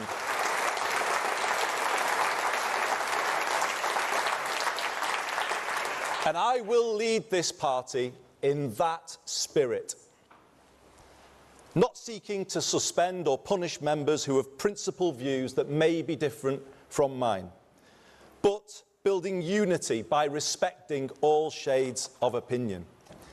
And contrary to what you may keep on reading, I haven't made any decisions yet about who will be in that top team, but I will soon. And when I have, you will see it reflects all parts of our party, all communities, and it will reflect your own place within this great party of ours.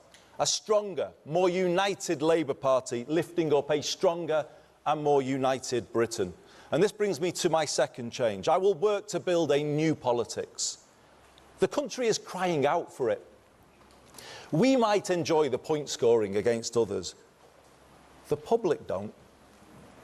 How can politicians point fingers when living standards are falling and politics as a whole isn't working for them? It infuriates them and makes them switch off. In Makerfield, I decided to make a break with this. I said we hadn't been good enough. I told people what I would do to fix it. You know what? People started to listen again. They gave us a fair hearing, as the great British public always do. And then another chance. But let's be honest, everybody, this is a last chance to change, and we must take it together. United together.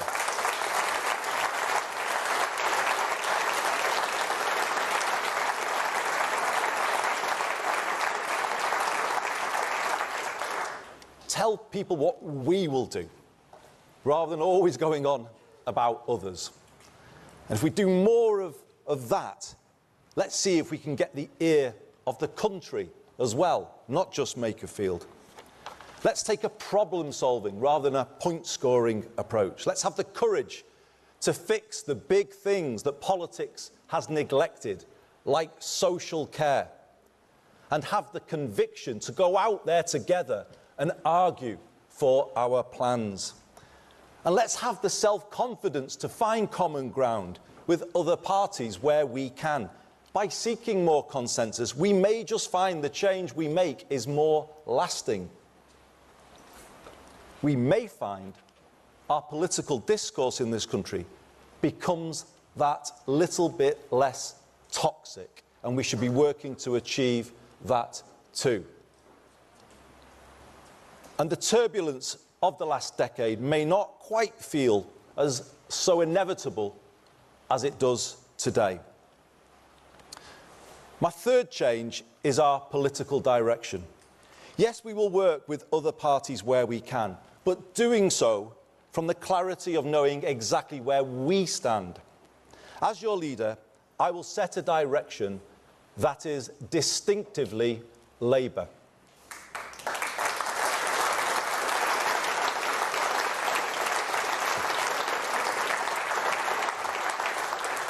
We won't try to out-green the Greens or out-reform reform, or doing what we've done in the past of wearing too many Tory clothes. Let me tell you, I'm quite happy that Kemi doesn't approve of my wardrobe choices, because I'm not keen on theirs either. From here, we do it differently. We win by being us. Boldly, confidently, authentically us. Labour. That's how we win. I want people to understand the thinking behind the political direction I set, so people can see the decisions we take and the reasons why. I am clear, Britain took a series of wrong turns in the 1980s. Political power was centralised and economic power was privatised. The country surrendered control of the essentials: housing, water, energy, transport, and left people exposed to higher costs. That in turn led to the concentration of more wealth and power in the hands of fewer people and fewer places. Large parts of Britain were deindustrialised without the power to set new ambitions for themselves. Proud British towns, now a shadow of what they once were, and high streets in decline, so common up and down the country. Slowly, at times imperceptibly, over 4 decades, political and economic power drained away out of our communities in every region and nation of the UK. If local places don't control something as basic as a bus service, how can they connect people to opportunity and turn things around? If the sell-off of council homes leaves the country chasing rents in the private rented sector through the benefits system and paying for temporary accommodation for thousands of families as they have to do here in London and elsewhere across the country, how then will we find the money to invest in prevention and improve people's lives? The truth is we can't. And if we don't have sufficient public control over the cost of the essentials, how can we have control over inflation, public spending, and the rest of the economy? The right used the phrase, take back control, but they are the ones who gave it away in the first place.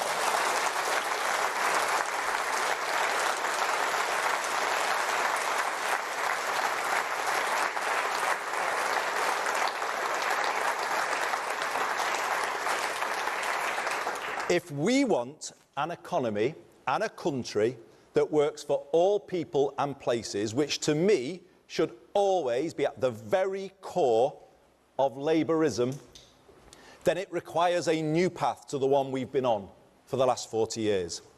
The government I lead will confidently lay that path out starting next week. And that is why this change today is the most significant change moment in our politics for 40 years. It will take us to a country where life is more affordable and all people and places are lifted from where they are now. And conference, this is my 4th commitment to you. I mean it when I say all places. I will be a leader for the North, the South, the East and the West, for Scotland, Wales and for Northern Ireland.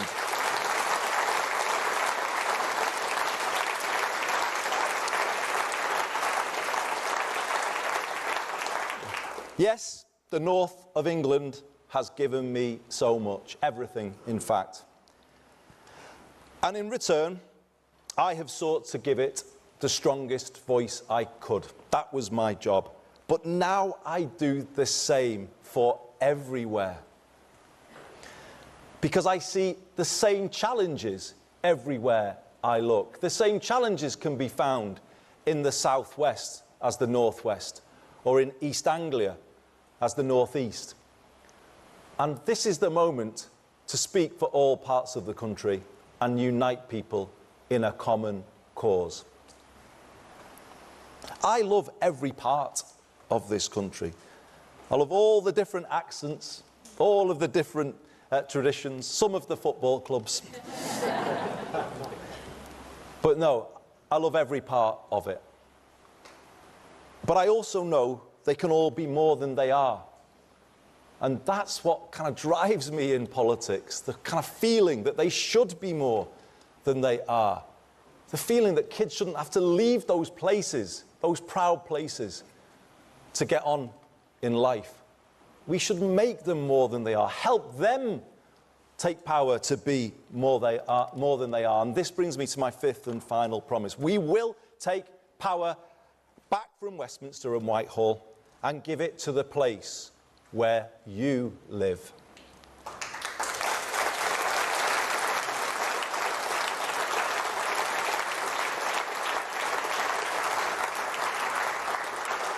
More power over life's essentials so you can make them work better and more affordable for people, just as my good friend Steve Rotherham is doing today as we are here meeting at the TUC in London. He is at a meeting, chairing a meeting of the Liverpool City Region Combined Authority, and he is presenting to that meeting a plan to put the entire Merseyrail network back in public ownership by 2028.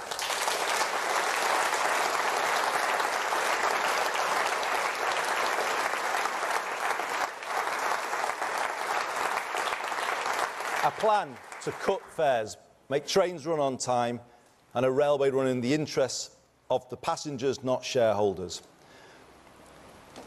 We want to give your area more power to build the council and social homes that you desperately need for those families I was talking about a moment ago. More power to improve your high street, backing local businesses such as the pubs and the shops that bring them to life. And make no mistake, everybody, I will be a pro-business leader of the Labour Party, as I was a pro-business mayor of Greater Manchester. We turn places round together, and that is the way we ran in Manchester, and we will take to the whole country. And as part of that, more power to reindustrialise and to build an education system based on parity between academic and technical education, to give every young person growing up in different parts of the country a path in life to university or to a work placement, to apprenticeship and into a good job. Hope for every young person is what we are going to be about. And this is it. When you add all of that together, a plan to give people more power, to bring back the hope we have all been missing too much, and people are looking for us to deliver, and we will. So, everybody, you're here and you're sharing this moment with me. Thank you so much for being with me. I've had a long journey through politics to get to this moment, as you all know, because so many of you in here and so many others watching this on television know what they did to help me along my way and knock me into shape as they needed to do. I want to, if I may, just single out three. I was his parliamentary private secretary in my first experience of the front bench, but he has been the truest mentor to me in the decades since, and it's just wonderful to be with you, Lord Blunkett, David, on this special day.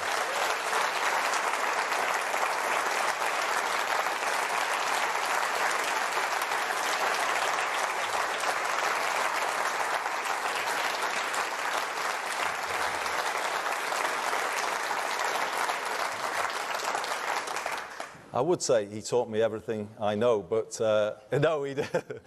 Certainly not about football. But it is wonderful to have you at this moment with me, David. Can I also say to Dame Margaret Beckett. You were a wonderful friend to me and guide throughout my time in the Cabinet. You were always there for me to give me that nudge that I needed. And similarly, as with David, I am so proud, honoured that you are with us today.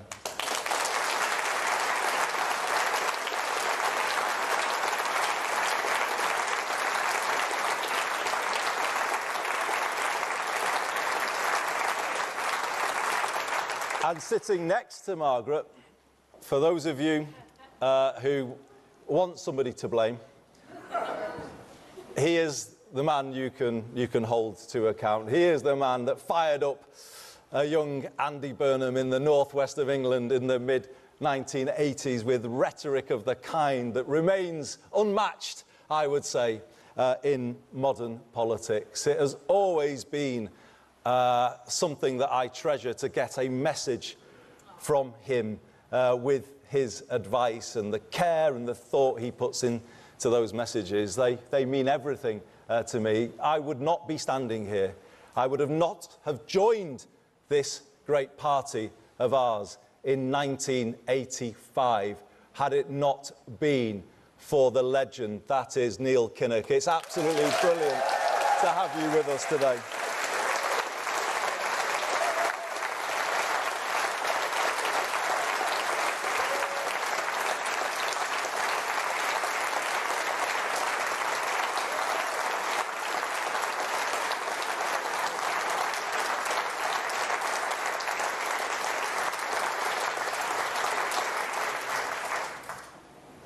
So many of you here who I can't name, so many watching, have helped me get here.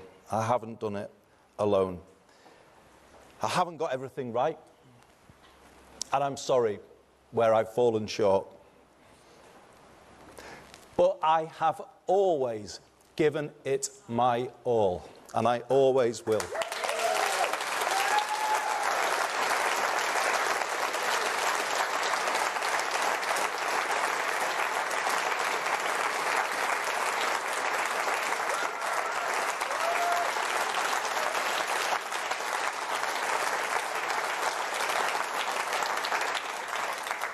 Truly, I've given this party everything I've had, but now it's done the same for me.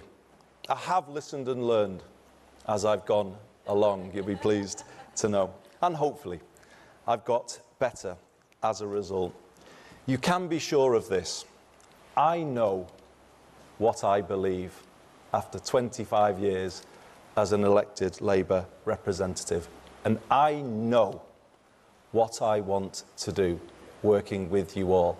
I have a plan. And what I also want you to know is that I won't change. I have a style, it's my style. I will always stay close to the ground, close to the people. Hopefully, still in my season ticket when the new season starts. In Cardiff, on Tuesday, brilliant just to meet and chat to people as they came up to speak. I will always stay the same because I draw my strength from people.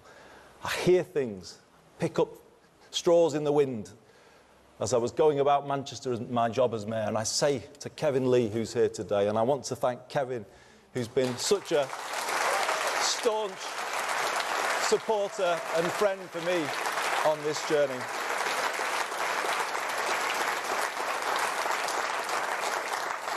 I would bring a little idea from Greg's or the pub or wherever, and he'd say, well, this is hardly from a think tank, and what am I meant to do with this? But that's how we did it, just to be close and listen, and that's what I'll do. I'll be out and about in August in all parts of the UK, definitely in the south, and I'm off to Gravesend later to show I'm for the south too.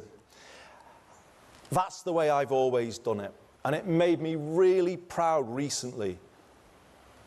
You might call it faint praise, but I took it as very serious praise. Someone said recently, Andy's all right. He's for us. I was so proud of that I made it my slogan in Bakerfield. I am for us, for all of us.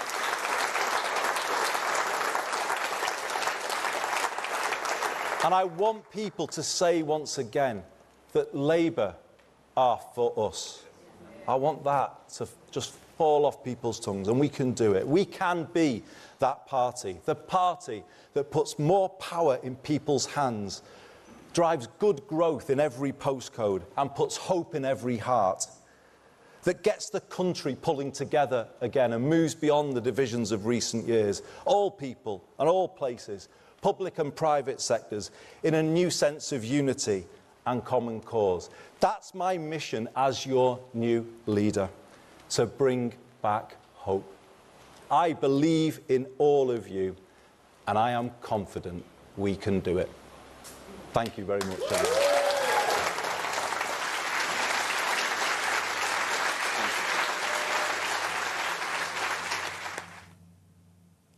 Pass me the sick bag. Nauseating, indulgent, rambling nonsense. Bring back Starmer. As far as I'm concerned, all is forgiven. 3 times he said, I'm ready. Therefore, protesting too much, I'm ready, I'm ready, I'm ready. I have a plan. I suspect that in the next couple of months, we're going to discover the opposite is the case. Andy Burnham is the leader of the Labour Party. He is going to be the Prime Minister. He will enter Downing Street on Monday. He spoke of building a culture of one Labour and one Labour team, very focused on fighting factionalism. He even made it a joke about the fact that previously people used to remark on his own political journey. He said he's going to take on Britain's new right, a subtle reference to Nigel Farage, and he praised Sir Keir Starmer for delivering solid foundations for this country with that historic election victory in July 2024. He said he has supported every Labour leader, a bit ironic given he's just unseated the current one. He said his top team will reflect all parts of the party. He will work to build a new politics, whatever that means. He said it's Britain's last chance to change. He's going to fix social care. Goodness knows how that's going to be paid for. And he will seek consensus with other parties, lending credence to the theory that he may well work with the Greens and the Liberal Democrats and the SNP at the next election. He wants to make political discourse less toxic. He's going to set a direction, a distinctly Labour direction for the next 2 to 3 years, referencing a new term, Labourism, which I think we're going to hear a lot more about. He said he'll be a leader for the North, the South, the East and the West, and he will seek to take back power from Whitehall and Westminster and bring it to where you live. Most significantly, he said this will be the biggest change moment in our politics for 40 years. But it doesn't sound like that to me. What I heard was more of the same, but accelerated. More taxes, more spending, more wokery, and more immigration. New face, same failed project. We'll bring reaction next.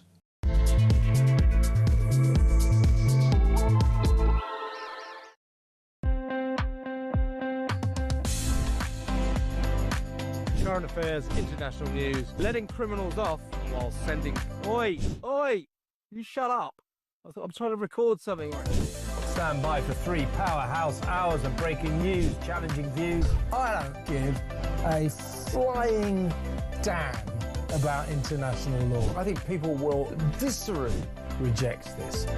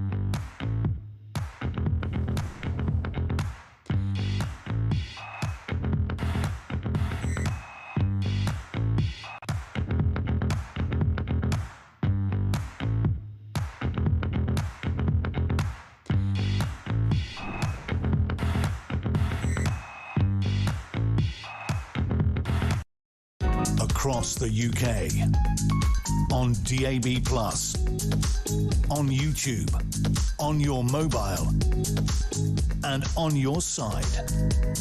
This is Talk. Andy Burnham is the new leader of the Labour Party. He will become Prime Minister on Monday. Let's get reaction from the star columnist at the Daily Express, live from the CPAC Conservative Conference in central London, JJ Anasiobi. Good morning, JJ. Morning, Mark. First question to you, mate. Why have you not shaved? What's going on? Well, because I'm trying to save money on razors because taxes are going to go up and we're going to have even more socialism. JJ, you are, of course, clean-shaven and you're an elite-level broadcaster and journalist. What do you make of the arrival of Andy Burnham into number 10?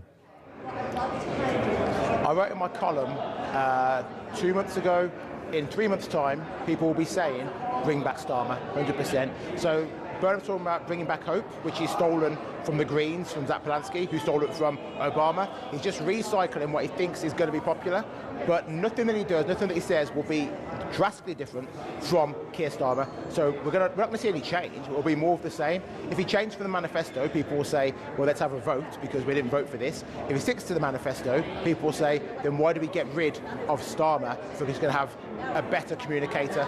That's all Burnham is. He's a better communicator. He wears nicer suits than Starmer wore. He probably pays for his suits himself as well. He probably does. I'm no fan of Starmer, but he's entitled to feel aggrieved, isn't he? This is his mandate. This is Starmer's mandate, but Starmer's done more in the last month than he did in the last 2.5 years. He's pushing through all kinds of stuff now, but he had 2.5 years to do that and he didn't do it. Burnham's going to come in, it'll be more of the same. Yes, Starmer should feel aggrieved, but we've got 403 Labour MPs. None of them thought they could lead the party. We only had Andy Burnham stepping forward, a man who wasn't elected by us. He was a mayor, 4 weeks ago. Now he's going to be the most powerful man in the country. Starmer should feel aggrieved. He's been backstabbed by his party, and no one else in the Labour Party thinks that they can lead. They're all cowards, complete cowards. Remember the days of Paddy Ashdown? I know he was a Lib Dem, but he was a man with principles, a man with charisma. 25 years ago, we had lots of political leaders. Now we've got just political sheep. That's all it is. We've got people who want to stay in their jobs, but they've got no interest in actually putting their head above the power pit and doing what the people want. What they want to do is what they can do to stay into power. That's it. But none of them want to actually lead. Starmer should feel aggrieved by this massively. I completely agree. And JJ, isn't it ironic that the supposedly evil Tories have in their history had 4 women leaders and 2 leaders of colour. Meanwhile, Labour, once again, let's not forget how woke they are, have elected a middle-aged white man. You couldn't make it up. That's it. Labour, the party of the working class, the party of the working man and the everyman, never had anyone but a white man be in charge. You can't make it up. But I tell you what, he's going to have to pick his cabinet soon, and on the Daily Expresso, go on YouTube, Daily Expresso, myself and James Walker talked about exclusively who Burnham is going to put into his cabinet. The runners, the riders, we've got insiders in the Labour Party who've told us. We said on Tuesday that Miliband will not be Chancellor. Burnham ain't going to have him. Shabana Mahmood is the only person who is safe. The rest of them, it's a bloodbath. Some people are moving up, some people are moving down, but Burnham is clearing house. So go to Daily Expresso on YouTube, watch the episode. I think it's called It's Going to Be a Bloodbath, and Burnham is cleaning house. Mark, do you know that episode of Game of Thrones? It's called The Red Wedding, where everyone gets all your favourite characters, every single one of them. That's what Burnham is going to do to the cabinet. David Lammy, gone. Yvette Cooper, gone. More to follow. Go and check out that video. Well, I've got to say that the Daily Expresso, which is the Daily Express's daily political YouTube show, is fast becoming #1 in the country for coverage. You're the host of it, and I'm curious what your viewers of the Daily Expresso and what the readers of your column at the Daily Express will make of Andy Burnham. Will they give him a chance? I think they'll give him a chance, and I think for the first 2 months, Burnham is a good communicator. He'll win people over. People will think, oh, actually, this guy's OK. The Green Party are going to lose ground to him. So Labour fans will be like, this guy's good. He's better than Starmer. But when it comes down to brass taxes, and our taxes keep on going up, and they look at the benefits, and the benefits keep going up, people are going to say, well, hang on, you're no different to Starmer then. What's he going to do about the small boats? Is he going to put the Navy in the sea and say, no, stop the boats, turn them around? No. Are we going to continue paying France a few £100 million so they can stop the boats on their end? Yep, he'll continue that. So in about 3 months' time, when the honeymoon's over, people will realise Andy Burnham is no different to Starmer. He just likes more gravy on his food. That's it. You can imagine Andy Burnham will be on TV saying, add some cornflakes with some gravy because I'm just a normal guy. That's what I do. That's all he is. That is all he is. 10 years ago, when he was in Westminster, he was Mr. Gucci suit-wearing Andy Burnham. He hasn't changed. Now he wears a black T-shirt. He says he likes Oasis. He wears pretty green. But the dude is no different to Starmer. Do not be fooled by him, and the public will see this in the next 3 months. Well, I agree with you, JJ. Without being too blunt, for me, it's lipstick on a pig. Just briefly, what's going to happen to Rachel from Accounts? She's gone, mate. She's gone. Anyone who was tied to Starmer like that, Starmer and Reeves were closer than lips and teeth. Yeah, they're all gone. Burnham will get rid of them. I guarantee it. And as I said, it's all in the video on Daily Expresso. Tuesday's episode, it'll be a bloodbath. Lammy, Rachel from Accounts, Yvette Cooper, gone. Gone, gone, gone, gone, gone. The only one who's going to survive is Shabana Mahmood because she is so much closer to the right side of the party. Everyone else in the Labour Party, left-leaning. Shabana Mahmood is saying things that the people who would generally perhaps consider voting Conservative or consider voting Reform, they agree with Shabana Mahmood. She's going to stay. The rest of them, gone, gone, gone. JJ, I cannot wait for your column in the Express on Monday. It's going to be explosive. And do check out the Daily Expresso on YouTube for that bombshell episode with James Walker. And I'm delighted to say that JJ is joining us on Talk Breakfast tomorrow at 8 a.m. We have some breaking news. Southern Water has been fined more than £7 million at Canterbury Crown Court after dumping sewage illegally off the Kent coast between 2019 and 2021. The best thing about that sentence is that I said Kent coast correctly, which meant that my career did not end abruptly. By the way, Rachel from Accounts, she's gone, as JJ said, but she'll be fine, folks, because she's got an amazing CV. Did you know that? She was one of the main generals in the Battle of Hastings. She wrote the song Hey Jude, and she invented penicillin. Folks, we are going to conclude our conversation with Alex Phillips, live from CPAC. And, oh my goodness, Alex, if you needed evidence that Britain needs a united right, we have it in the speech from Andy Burnham, who is our next Prime Minister. What else were you expecting? Did you suddenly think it was going to be the rebirth of Tony Benn, a little bit of old-school Labour Party with some sort of semi-sensible, people-centric policies, or was it just going to be a load of vacuous tropes? Because that is what the left has become. It's the memification of society. I looked on my social media, scrolling through, trying to get the top lines from that speech, and it was just the picture of him. And, you know, he's put a suit on, well done, he's got the memo, he's going to need that when he flies over to the Oval Office, isn't he? But it was just sort of, as I said, oh my gosh, really? Is this what we deserve? I don't think it is. It's more of the same. It's lipstick on a pig, and I think we'll all pay the price. What do you think of the possibility of an early election as perhaps next spring? Do you think that could be a possibility, Alex?